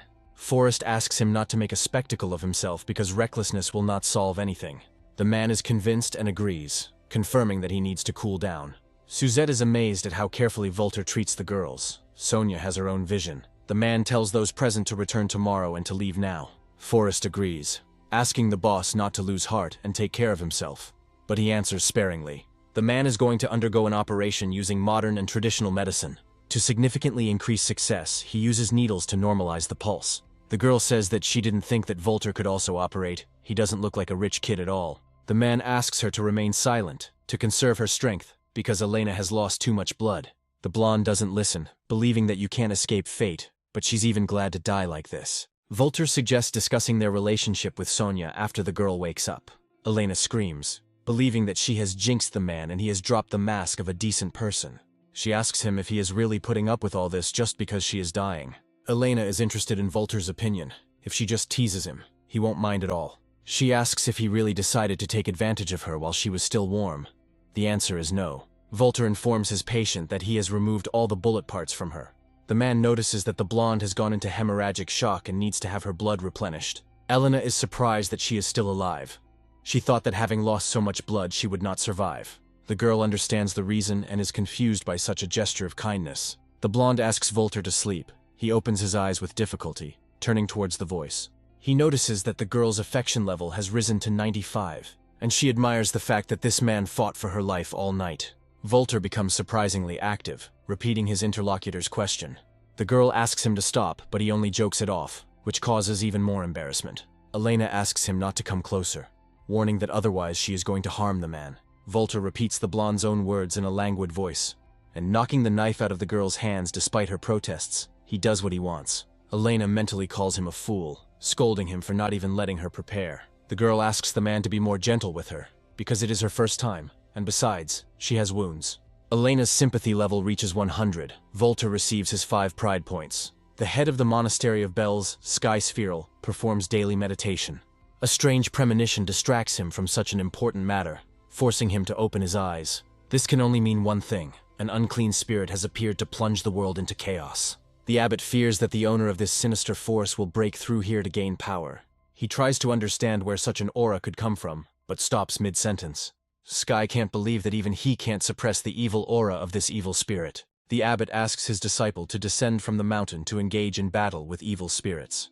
Darwin humbly accepts his fate, because he was born for this noble purpose. Sky gives the student instructions, reminding him of the prohibitions, and he confirms what he said, expressing understanding. The abbot also reminds us of the destructive power of beauty, which is dangerous even to touch. The young man agrees with this as well, saying that he should not forget about it. Hearing the words that beauty is a great sin, Darwin cannot believe his eyes. Sky says that as a mentor, he will have to isolate himself from the outside world. But Darwin, since he is still young, should not undertake such actions. The guy remembers the words about what will be the reward for successfully overcoming all difficulties. Suzette notices that Elena's wounds have healed, but she has apparently gone mad, smiling incessantly. Sonya also doesn't understand what's funny. and Volter tells the girls to leave the blonde alone. She no longer poses any harm, and the man suggests discussing everything else upon returning home. Suzette shares that there is one clue regarding the acquisition of lithium ore. Volter clarifies whether she means the inheritance of the Dragon King's palace. The interviewee agrees, saying that she could never have imagined that the palace owned assets worth billions. Sonia notices that Suzette is now the richest girl in their country. Volter asks what all this has to do with lithium ore. The brunette explains. The Dragon King's palace owns half of the Lithium Ore Alliance's shares. Volter does not see this as a problem, considering it necessary to simply inherit this palace. Suzette asks how she can get the inheritance since Chase died yesterday. Volter states that the girl made the right choice and explains. The brunette is thinking in the right direction. Her right to property does not mean the possibility of inheritance. If a powerful figure like Chase were to emerge, the Dragon King's palace would collapse immediately. Forrest confirms the boss's words, saying that he too knows about the actions of the king's palace. The confused girl asks Volter for help what she should do in this case. The man advises her to pay the state, which causes general bewilderment. Michelle says these 3 largest lithium ores are the girl's reward. The commander says she is very grateful, and the relevant authorities will not forget Suzette's services. The brunette is amazed by the amount, not believing that she was able to get these billions for the amulets. Michael thanks Volter for acting as a mediator in this matter. The man asks to forget about the past and treat him better in the future. The interlocutor agrees, saying goodbye to Volter until the next meeting. Forrest asks why the boss didn't tell about Chase. He says he has a plan. The man thinks that Michelle might have a large number of heavenly pride points. It's not just that he's indulging her now, carefully laying the groundwork for a more favorable moment. Suzette says that these lithium ores belong to him, but Volter denies this statement. For him, money is just pieces of paper. He prefers to have fun without thinking about the details. Suzette tries to understand why Volter took a mistress if he doesn't need money. The girl can't get her head around it, but she really wants to understand her boss. The man who is waving his fists now is the main shareholder of the Lithium Ore Alliance. Every week on this beach he demonstrates his strength. He has never had an equal. Oswald notes that this man is the 19th loser today. He invites others to fight him, promising a very generous reward if they win. A stranger approaches him, considering the reward too insignificant and uninteresting. Oswald grins, asking if he'll challenge him if he raises the bet to 100 million. Volter says that he himself wouldn't dare, but his bodyguard would be able to beat the crap out of the enemy. Oswald agrees, upping the ante and saying he's willing to beat his opponents until they beg for mercy. Unlike his opponent, Forrest doesn't utter a single word as he rushes into battle. Oswald, praising himself, says that his opponents can only wag their tongues. As Forrest clashes fists with the blonde, he mentally notes the truly impressive strength. Volter also notices this, assuming that the bodyguard will not be able to match the enemy in strength. One of the spectators encourages others to join him in admiring Oswald's hurricane punch. No one has ever been able to withstand a wave like that before, but Forrest does it. Not only that, the guy also finds a hole in the opponent's defense. Forrest manages to take a draw, but he himself understands that it was all thanks to the pill given by Volter. Oswald is seriously furious even with this situation. No one has ever been at this level before. Volter recalls the conditions of this fight, wanting to drag the blonde into the dirt. He mocks the man dubbed the King of Boxing, calling all these rumors bullshit. Oswald says he has plenty of money, but he hasn't had enough fun yet. And the shareholder wants to fight with Volter, but he says that he doesn't know how to fight. The boxer says that the conditions can be absolutely anything, because he is confident of his victory. Volter asks for shareholder rights in the Lithium Ore Alliance if he wins. The blonde agrees immediately, giving his word, because he believes that his opponent cannot defeat him. This is all that Volter needed, and he tells his opponent so. The man uses the Rising Dragon Fist as his first strike, causing a roar of delight. Oswald calls Volter a scumbag who only pretends to be weak. He asks if his opponent would have been able to win if he hadn't done this. He thinks for a moment, and the next moment admits that he cannot withstand such a blow. Volter notes that if he had put more force into the blow, it could have been fatal for his opponent. The blonde admits that his share in the alliance is not very large, and the main problem is the princess. Volter graciously hands his former enemy a pill to heal his wounds. The effect is felt as soon as the blonde accepts it, filling with a mysterious power. Volter asks to be taken to the princess, and his interlocutor fulfills his request without any problems. Oswald warns about the importance of following the rules for conducting a search in this place. He assures his new friends that everything will be fine, as he is on good terms with the princess. Volter asks if the man is absolutely sure, voicing Forrest's unspoken question. The princess asks Oswald not to blame her for such a reception, all because these people killed Chase. The girl catches Forrest's fancy, and he compliments her beauty out loud. Volter notices this and is going to help his friend as a good comrade. Oswald says that his new friend is very cool, but the princess does not share her subordinate's enthusiasm. And Volter doesn't agree with the girl. He would argue about replacing Chase. Calling the man a bastard, the princess declares that she will finish him off right now, but the next moment her head starts to spin, as if there was something there. Volter says that he is her father, scolding the girl for having fun all day long. The princess believes him, but asks why he killed Chase, and the interlocutor is shocked by his disrespectful attitude. The man convinces the girl that she loves Forrest, but she never liked Chase. While Volter lists the romantic encounters they had, the princess shifts her gaze. The trick works, and the princess calls Forrest the love of her life. The bodyguard mentally addresses Volter, asking him to have mercy on him. But not because he was offended. It was just that it was all too unexpected for him. Forrest is worried about the changes being too dramatic, but Volter reassures him. Whether the guy will win Ellen's heart will soon depend only on him.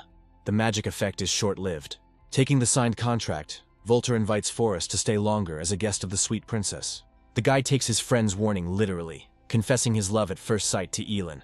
The current that Forrest felt turns out to be real. Volter promises to teach the bodyguard the techniques. A guy asks his friend to take care of himself, and he reciprocates. Oswald compliments Volter on his incredible hypnotic abilities. The man believes that outsiders should not know about such things. He programs the blonde to make Forrest and Elin fall in love at first sight, and Oswald and Volter were witnesses to this, and nothing else happened. The girls are wondering where young Mr. Black's bodyguard has gone.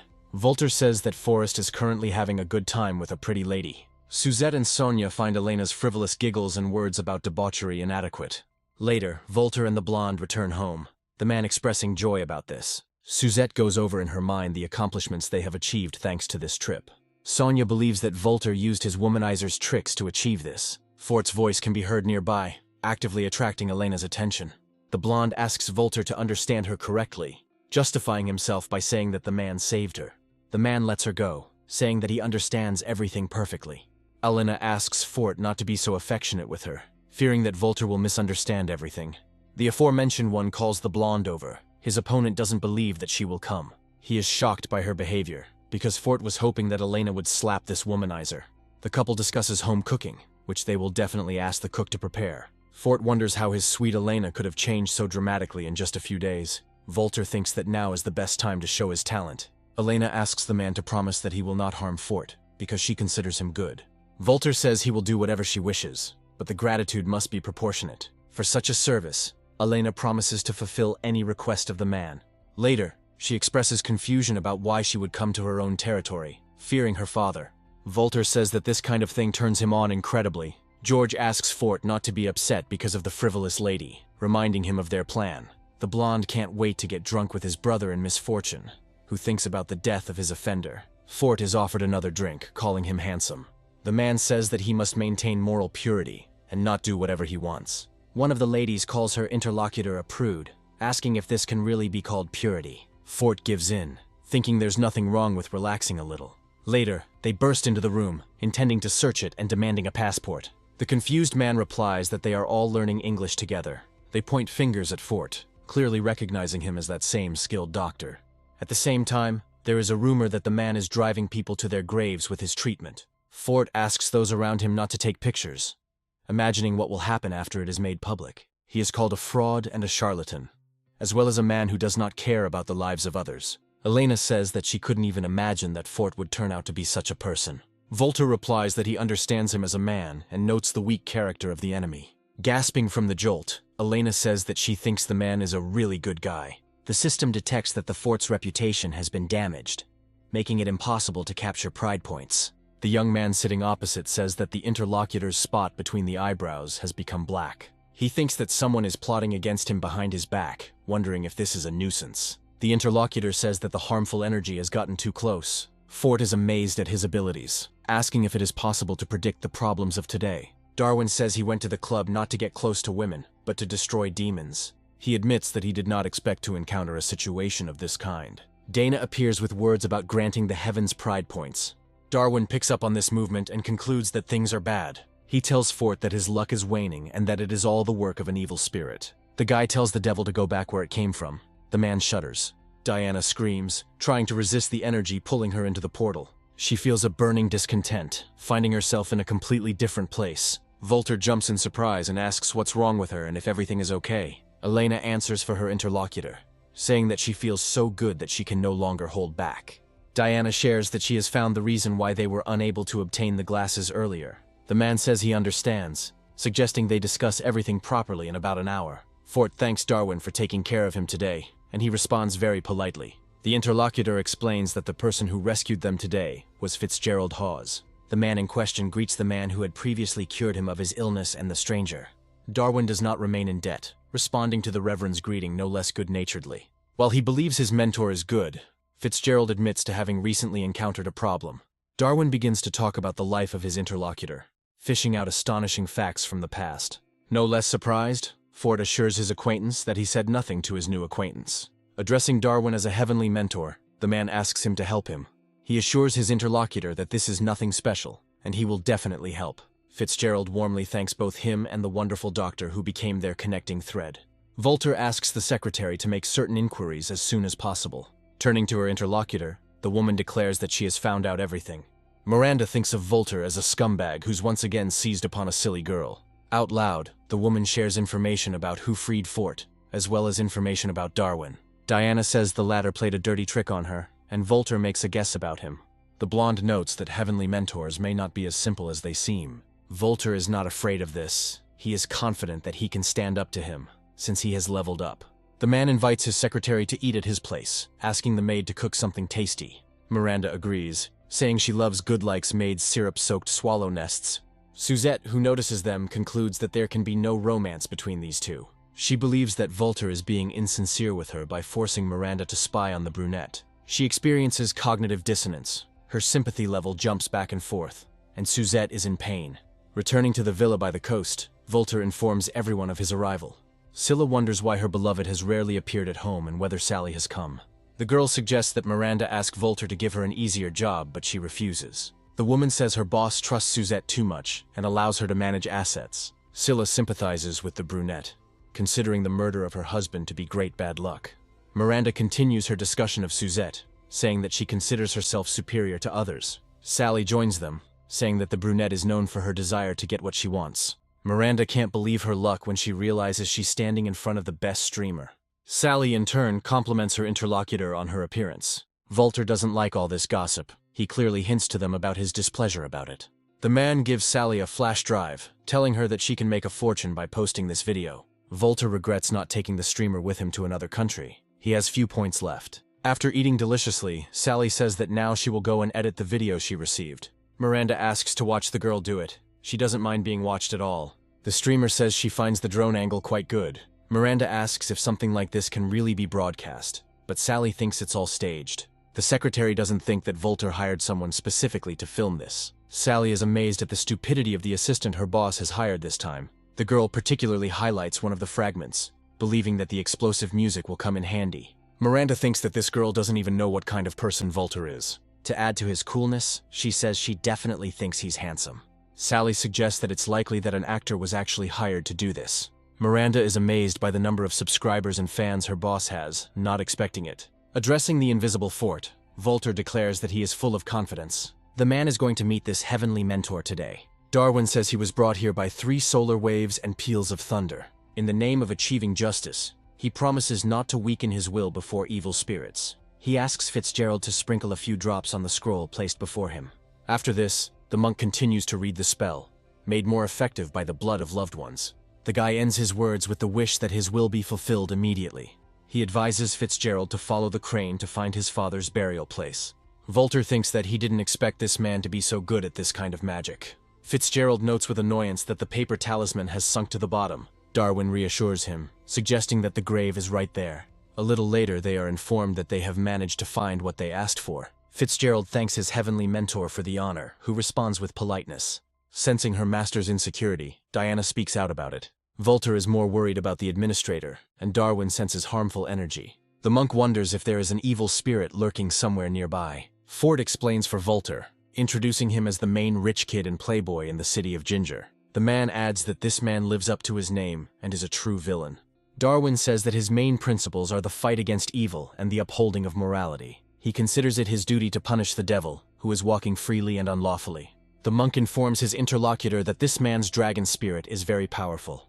A moment later, the boy realizes that this is the heavenly dragon of the 8 races, descending from the heavens. And this cannot be a mistake. Volter is not a demon. Fort was wrong. Hearing this, the man breathes a sigh of relief to himself, glad that he did not give himself away. Fitzgerald, meanwhile, cannot believe that the object in front of him is his father. He claims that his father is a man, not some barrel. One of the divers asks the man to take a closer look, having a completely different opinion. Fitzgerald begins to cry and lament the terrible fate that befell his father. Even Volter considers this a huge crime, because the body was brutally desecrated. Red Shield officers ask outsiders to leave the area immediately. Michelle clarifies whether these two really want to help in the investigation of this case. Darwin and Volter answer the girl quickly and synchronously, confirming her words. The monk justifies his desire by saying that it was he who discovered the corpse on Fitzgerald's orders. Volter considers himself obliged to assist the investigation, as he is an upstanding citizen. Diana shares her owner's enthusiasm, seeing this as a great opportunity to earn points. However, Michelle says permission can only be granted for a compelling reason. In response to the man's willful actions, the woman sharply asks what he is allowing himself to do. He says he's worried about Michelle and just wants to let her get some rest. The commander agrees to allow him to participate in the investigation if he does not cause problems. Volter remains pleased, admitting that he was afraid they would slow him down. Darwin talks about the arrogance of his interlocutor, and he doesn't even try to deny it. They get into a squabble, and the system marks the monk as the new proud son of heaven. Darwin asks the vital forces to return to heaven, and calls the spiritual forces to descend to earth. The monk commands the flesh to return to the earth, the blood to the water, the bone to the stone, the hair to the grass. With the help of this talisman, he becomes able to sense a person. Volter is genuinely surprised, realizing that Darwin is truly capable of keeping up with the soul. Fort turns to Mr. Black, saying that he didn't know he could examine corpses, but he considers himself much more competent in this matter and offers his help. Unable to contain himself any longer, Volter tells the man to go to hell. The next moment, a dull sound is heard, accompanied by a metallic clang. Volter screams and curses when he sees the contents of the barrel, and looking into the skull, he admits that this scared him very much. Volter believes that the battle for fortune is a matter of life and death, and cruelty is necessary. The man also thinks that if she is not enough, it would be better to die right away. The other participants in the investigation, standing nearby, are attracted by strange sounds. After which, placing his hand on the skull of the deceased, Volter tells him to return to his roots.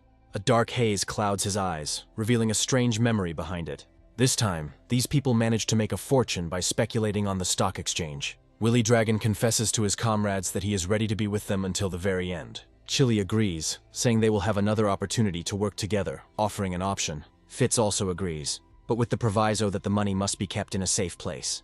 Everyone will have a personal key, which means nothing unintentional should happen. Later, returning to the vault, the companions eagerly await their encounter with wealth. However, once inside, the faces of each of the three reflect primal horror. An argument occurs between friends in which each feels the need to blame the other.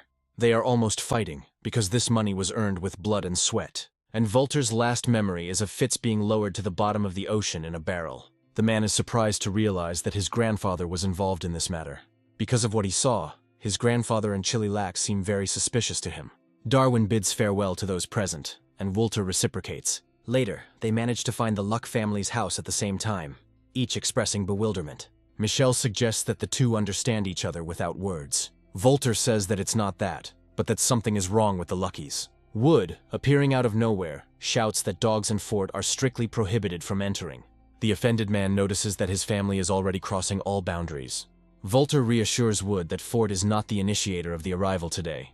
The interlocutor agrees not to feud with the rival out of respect for the Black Heir. Darwin tries to understand how high the authority of Volter is, Fort briefly explains. The monk considers him worthy of being a dragon, but also understands that there is no reason to be afraid. Later, the head of the Lakovs admits that he knew Fitz, but they had not spoken for a long time. Darwin tells us that this man is dead, and also how exactly he was killed. This comes as a surprise to the man, and he asks how this could have happened. And turning to an invisible interlocutor, he asks himself why everything turned out this way. Darwin says that the heavenly eyes showed him that this man was not a murderer. The monk is going to go in search of another family involved in this case. He advises Volter to hurry if he wants to solve this case first. The man agrees with Darwin, but wants to clarify the situation with the head of the Luck family for himself. He offers him his condolences, promising that he will definitely find the killer. He doesn't just touch this man's hand. but fishes out a memory from the depths of his consciousness. Remembering that he seems to have forgotten his key, Chili returns back. He cannot understand why his companions have not yet dispersed and continue their argument. In a fit of rage and overwhelming emotion, William allows his anger to find its outlet. He forbids Fitz from even thinking about what happened, let alone mentioning it. And he agrees. Chili admits that Volter's grandfather beat Fitz and must have killed him. He suggests asking him about it himself if the man wants to find the killer. Leaving this house, Volter refuses to believe that such a thing could have happened. He doesn't believe that his grandfather could commit murder for money, stooping to betraying his friends. After all, this man preserved his friendship more carefully than anyone else. Fort asks the guards to let him through, introducing himself as an acquaintance of Director Dragon. The Cyclone people are not friendly, ordering them to get away immediately. Volter pretends to be surprised that his competitors got here before him, but he chuckles at the fact that they still couldn't get inside. Darwin considers Volter impudent, confident that even he will not be able to get into the mansion. Ford is frightened, asking his partner to stop being rude to this man, knowing the possible consequences. Darwin lets out a startled cry as the guards greet the young gentleman respectfully. The monk asks why his partner didn't stop him, but he reminds him of his warning. Michelle says she has to stop Volter because it concerns his relatives. The man slaps her hand away, saying that it is too late to warn him about something like this. The woman turns to the special forces, telling them to stay outside and promising to notify them of everything. If the theory is confirmed, they will have to break in and arrest the murder suspect. In case of resistance, the commander allows the squad members to open fire. The man is surprised that his old friend is dead, but does not express grief like Chili. Darwin asks his interlocutor if he finds this surprising. William says he immediately realized his friend was dead because he hadn't been in touch with his loved ones for a long time.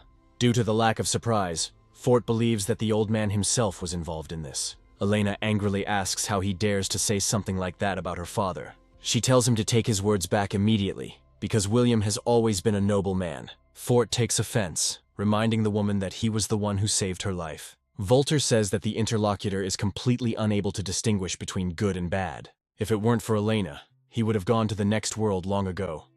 Fort is frightened by the growling of the guards. William agrees to spare the man this time, since he really saved his daughter. Volter notes with annoyance that he failed to obtain Fort's glasses. Darwin notes that William's illness is caused by karmic obstacles that need to be cleared. If the old man really did kill Fitz, then he needs to confess to it in order to be cured. Otherwise, karma will not be favorable not only to him, but also to his descendants. William tells the monk to leave immediately, angry at the fact that he interrupted someone else's conversation. Darwin is amazed that this man possesses the energy of the green dragon. He recalls that those who possess dragon energy are often overlords. Fort tells his companion that this man rules the city from underground, and he is not surprised. Darwin apologizes for bothering him, and thanks Mr. Dragon for his warm welcome. Stepping aside, the monk calls Michelle to him, saying that he has come to a certain conclusion. The guy believes that William is the killer, repeating words about dirty karma. The commander thinks about this, considering whether to call for reinforcements. Calling his grandson a little rascal, William accuses him of lacking trust in him. Volter says the only thing he needs is for his grandfather to give a definitive answer to the question. The old man thinks for just a few seconds, after which he answers in the affirmative. Volter is trying to figure out what is the best way to act in this situation. The idea that came to mind is to shut the mouths of those who know about what grandfather did forever. William angrily asks what the little bastard is thinking about. He is outraged by the fact of such thoughts.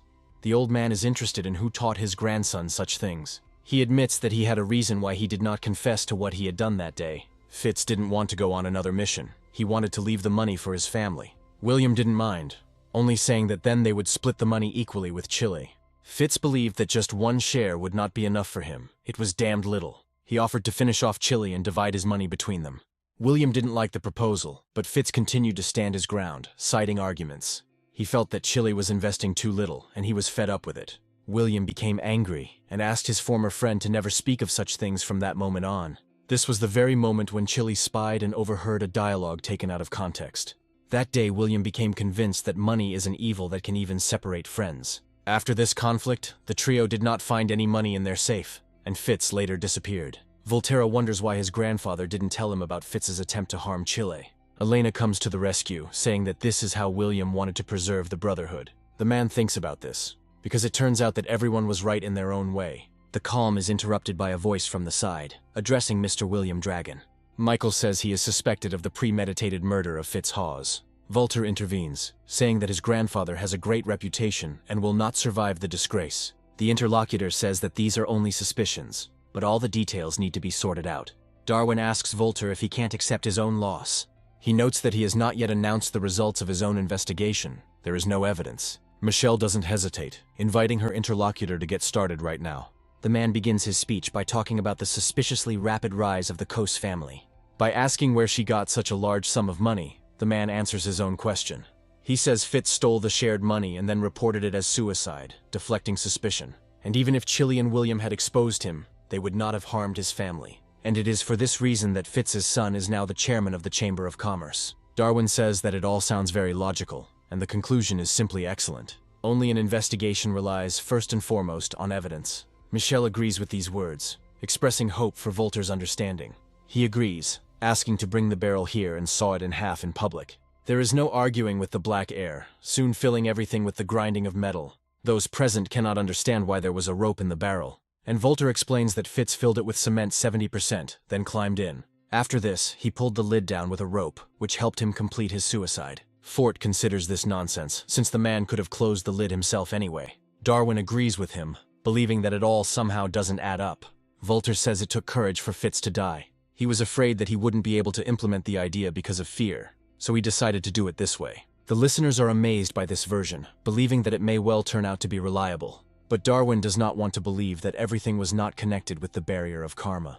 The next thought that his master could have made a mistake scares the hell out of the boy. Fort reassures his friend by reminding him that their world is unpredictable. Volter sees this as a great opportunity, and the timing couldn't be better.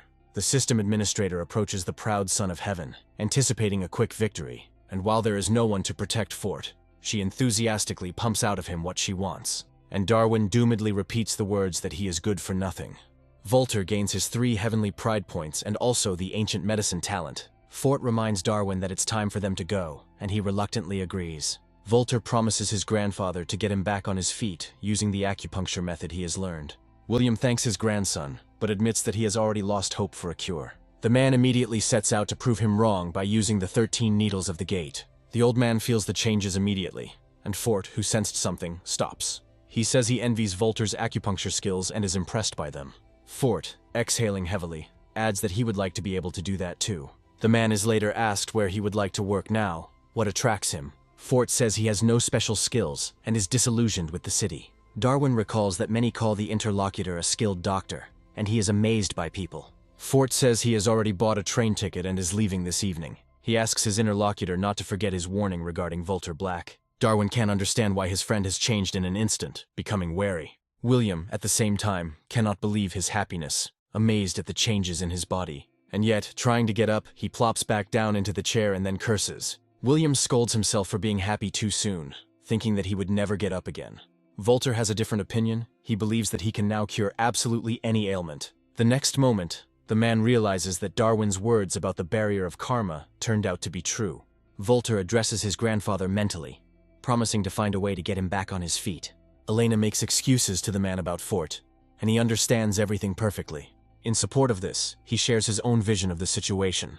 Volter rejoices at having taken almost everything from this man. The blonde admires the way the man conducted the investigation and put everyone in their place. Volter confesses to her that this incident was not actually a suicide. Elena is perplexed. She doesn't want to believe the idea that her adoptive father could be a murderer. Volter ignores this, believing that his grandfather did the right thing. The man asks the blonde to tell him what she thinks about this, if she has any thoughts. He himself thinks about Wood's words once spoken about this woman's betrayal. Volter asks Elena to think everything over carefully, and then share her thoughts with him. Later, Diana asks her master what he plans to do with Darwin. He thinks that there is no need to rush, and that he himself will come to him soon. The administrator becomes curious as to why the monk would suddenly do such a thing. Volter believes that Fitzgerald cannot easily believe his own father's suicide. Besides, Darwin is rather prejudiced against his grandfather. These two should definitely get along. Diana asks Volter to keep his eyes on the road and not be distracted by his dirty thoughts. He says that he wanted the woman to sit down normally, because in this position she was taking a risk. Diana refuses, saying that she wants to sit in this particular position and not in any other. Without thinking twice, the man decides to teach her a lesson, ignoring the question. The administrator doesn't have time to pull herself together and screams in surprise. By saying she's changed her mind, she calls Volter a complete idiot. Miranda tells her boss that she brought the people he wanted to see. The first of them is a great master named Curvy Ambush. The second one is called Perfect by everyone, but his real name is Prospect Sort. The Great Trinity is completed by a woman named Zinnia Schutz. Volter praises his secretary, asking where she dug them all up. Hearing that these people were obtained on the labor market, the man's mood becomes skeptical. The monk says he would not have begged if he had not broken the golden statue of the deity. Volter changes his mind about the man's strength when he notices that the glass has cracked without being touched. The variety is accepted to read Tantra in some unknown language. For some reason, Volter feels like this man is calling upon some kind of deity. The man suddenly finds himself next to Zinnia, noting the talents of her colleagues. He asks her to demonstrate her abilities as well, assuming that she is talented. The woman says many people think she's a thorny rose, warning people to be careful. Volter can't understand why he suddenly feels so dizzy. He liked not only the beauty of this woman, but also the initiative that the man notes. He rushes at his secretary, saying that her man is already here. Volter asks to let him kiss her, and then one more time. Miranda cannot tolerate such behavior towards herself, especially in public. Volter comes to his senses and realizes that he has fallen for this witch's bait. He apologizes to Miranda, justifying himself by saying that Zinnia's illusion turned out to be incredible. The secretary calls the man a fool and says she doesn't want to see him again.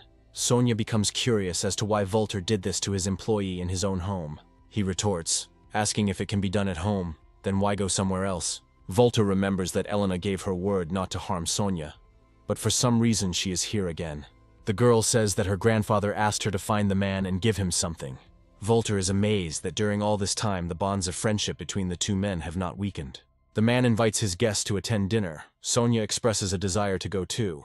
Volter notes that this could be dangerous, but the girl's desire is too strong. She says that there are others besides Elena who want to harm her. With Volter, the girl feels safe, as if behind a stone wall. After thinking for a bit, the man finally agrees, expressing a little irritation. One of the men wonders why he feels a whiff of the afterlife.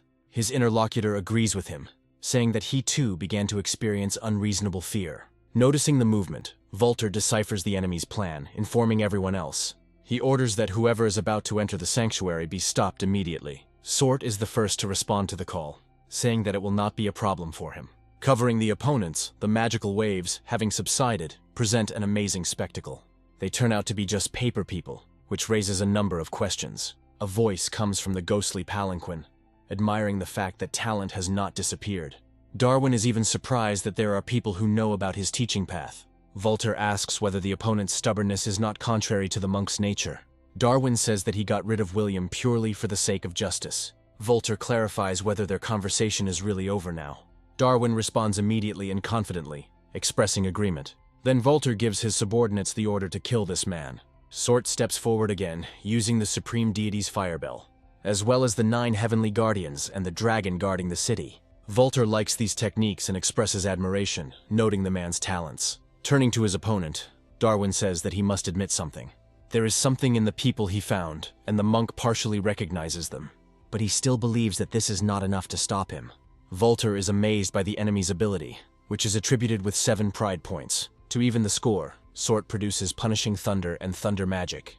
Darwin intends to blind the opponents who dared to cross his path. Sort apologizes to him, calling him his highest mentor and saying that he didn't recognize him. Volter is furious, thinking that he did not expect this.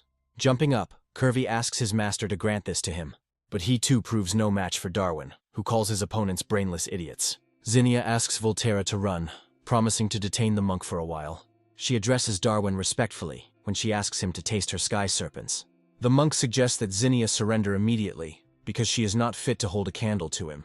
The rival does not like this attitude and expresses her indignation openly. Darwin blows Zinnia away with just his breath, and she is caught by someone else's hands.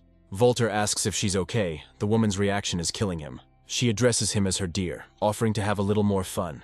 Realizing that there is nowhere to go, Volter admits his defeat, allowing himself to be killed. Darwin says that if a man doesn't interfere with him, he will only kill his old man. By sending a ball lightning at the enemy, the monk tells him to atone for his sins. He is at a loss, asking what is happening when he sees the next picture. Sonia redirects the energy, hitting the unsuspecting monk who screams. Smiling, Volter repeats his own words about good skills, but insufficient experience. Now it becomes clear to Darwin that the evil spirits that have settled in the city are not ordinary people. He points his finger at the person he means, and the next moment he lets out a short cry. Volter notes that his opponent was able to understand who he was dealing with too late. Darwin finds the strength to strike and utter a few words. He begins to read a prayer, saying that their green hills are unchanging. Filling the talisman with energy, the monk ends the tantra with words about the eternal flow of rivers. Finally, Darwin says goodbye to his opponent, saying that they will see each other again. Sonia offers to follow, but Volter says that his time has not yet come. The man thanks the girl for her plan, because otherwise they would have been in a really tough situation. Volter asks her opinion on whether the heavenly mentor is a villain. The girl is sure that it will not be so easy to defeat him if he gains strength. Volter agrees, believing it is wise to act proactively. Receiving reputation points, the man realizes that the broadcast has begun. He asks Sally when she managed to come. She replies that she has always been here. The man tenses, realizing that what happened will not be so easy to explain. Sonia says that inviting the streamer was her idea, and something like that shouldn't be ignored. Volter decides to let things slide, leaving the decision up to his viewers. Fitzgerald asks if the monk is okay, if he has any serious injuries. He orders his servants to call Lily's doctor as soon as possible, and he hurries to carry out the order. The man expresses regret that Darwin was so seriously injured. A female voice carries through the room, asking the man where he got hurt this time. She asks to let her look at his wound, promising to help in no time. The girl considers those who injured the monk to be very cruel people, because the injury is serious. Darwin asks what she put on it. Lily says it's just a regular painkiller. But it has a strange effect. It doesn't reduce swelling at all. Realizing what the fox was up to, Darwin asked her to stop. Half an hour later, Fitzgerald's cry, couched in a question, cuts through the air. He asks if the monk has a conscience, since he treated him with all his heart. Darwin tries to justify himself by saying that he himself did not understand how this happened. Fitzgerald accuses him of knowing that Lily is his wife. The monk becomes confused, sweating, and fears the terrible punishment of heaven. The woman chuckles to herself, glad that she caught this idiot.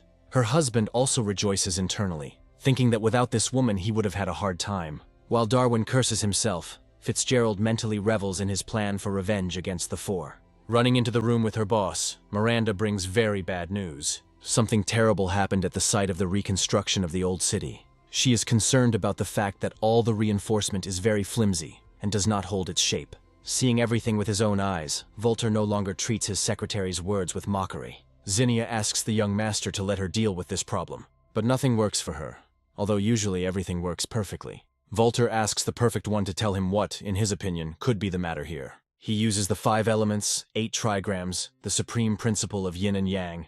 The next moment, Sort realizes that the 5 elements sealing the earth are to blame. Volter hasn't heard of anything like this, so he thinks it's important to ask for clarification. The variety says that this is a field created to seal the energy of the earth. This magical field almost completely isolates the lands, while preserving the energy. Volter suggests that this may be the result of the work of a heavenly mentor. The variety confirms this theory, saying that previously only monks could manage something like this.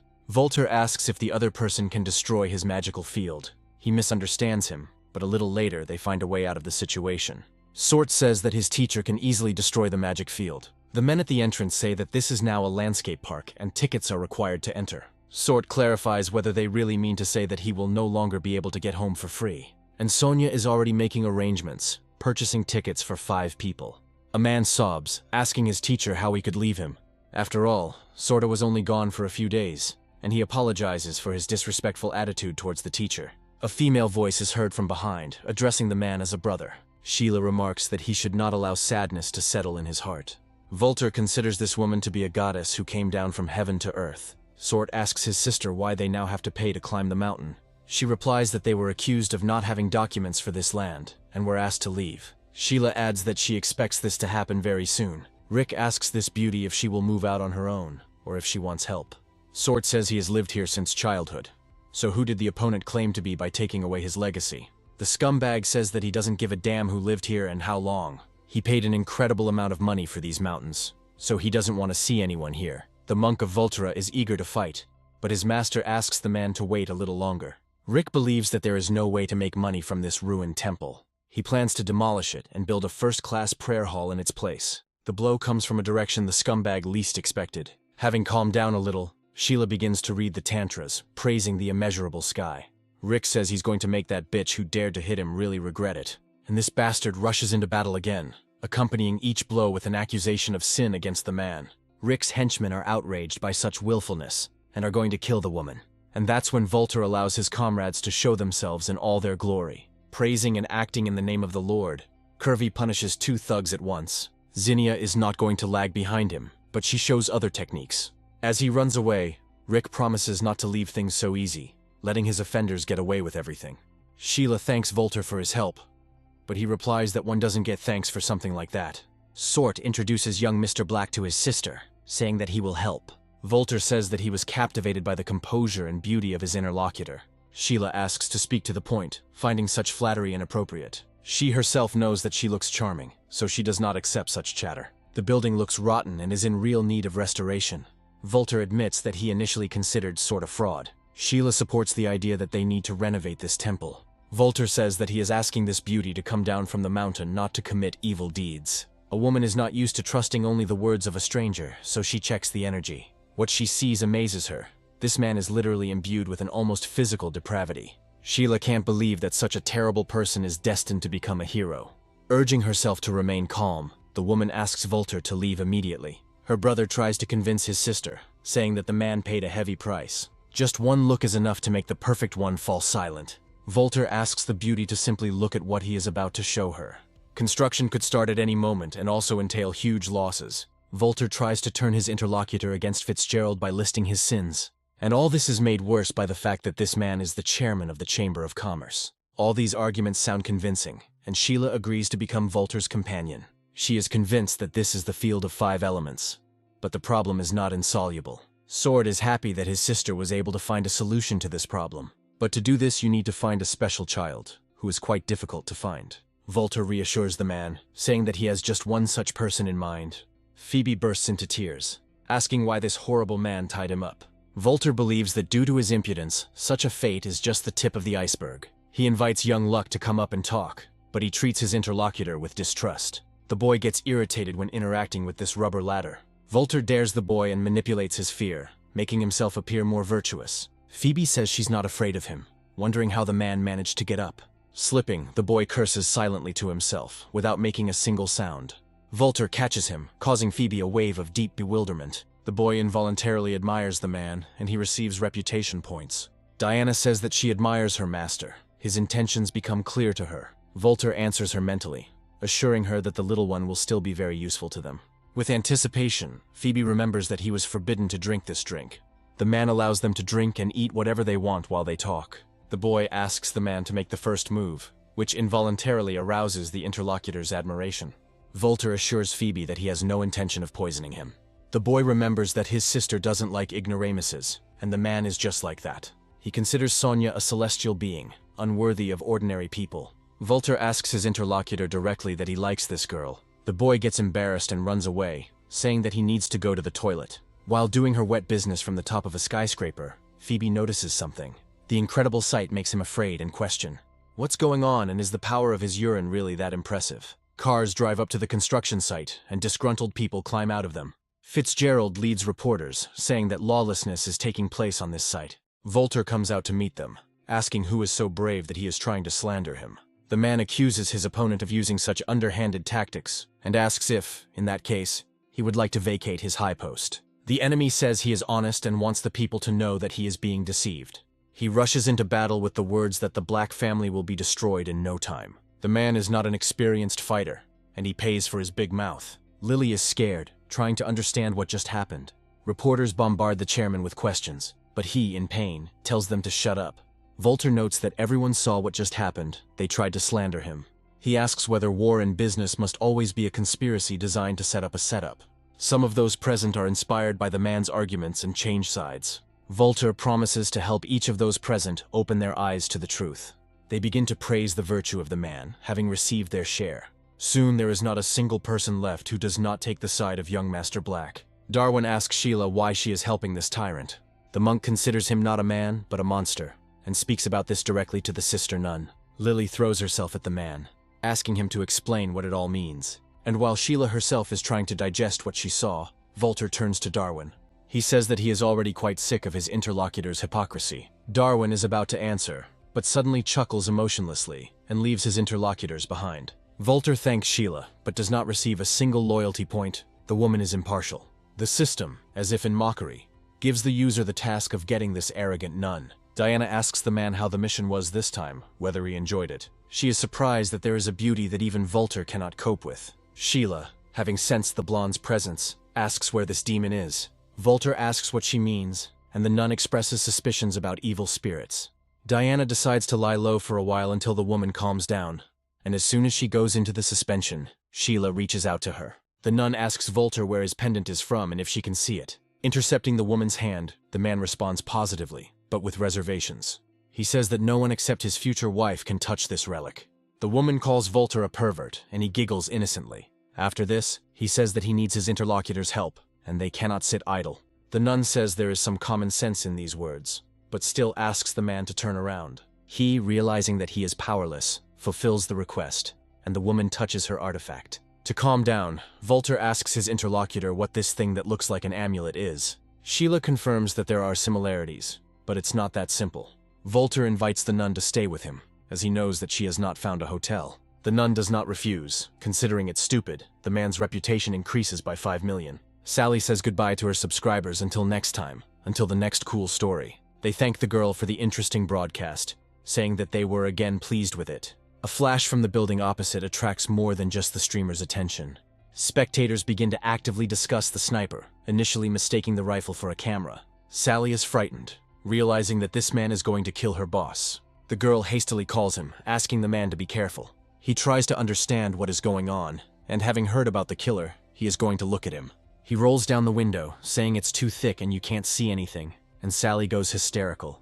The girl asks the boss to close the window immediately, cursing herself for what is happening. The sniper mentally addresses his target, saying that his uncle asked him to do this. The man can't believe his luck. The target is in plain sight. The window is down. The trigger is pulled. Only by some incredible miracle, instead of hitting Volter, it ricochets. The sniper doesn't even have time to finish the sentence that reflects his bewilderment. Some of the viewers of the broadcast are amazed by the impeccable performance of these actors.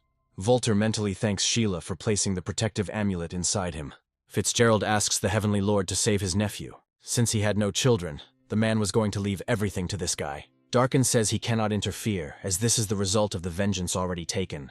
Lily steps in, begging the man to save this poor child for her sake. Gritting his teeth, the monk mutters that he is in debt. Hanging an amulet on the dead youth's head, he begins to recite the forbidden spell. The boy jumps up screaming that something is fishy here, as the bullet ricocheted off the empty space.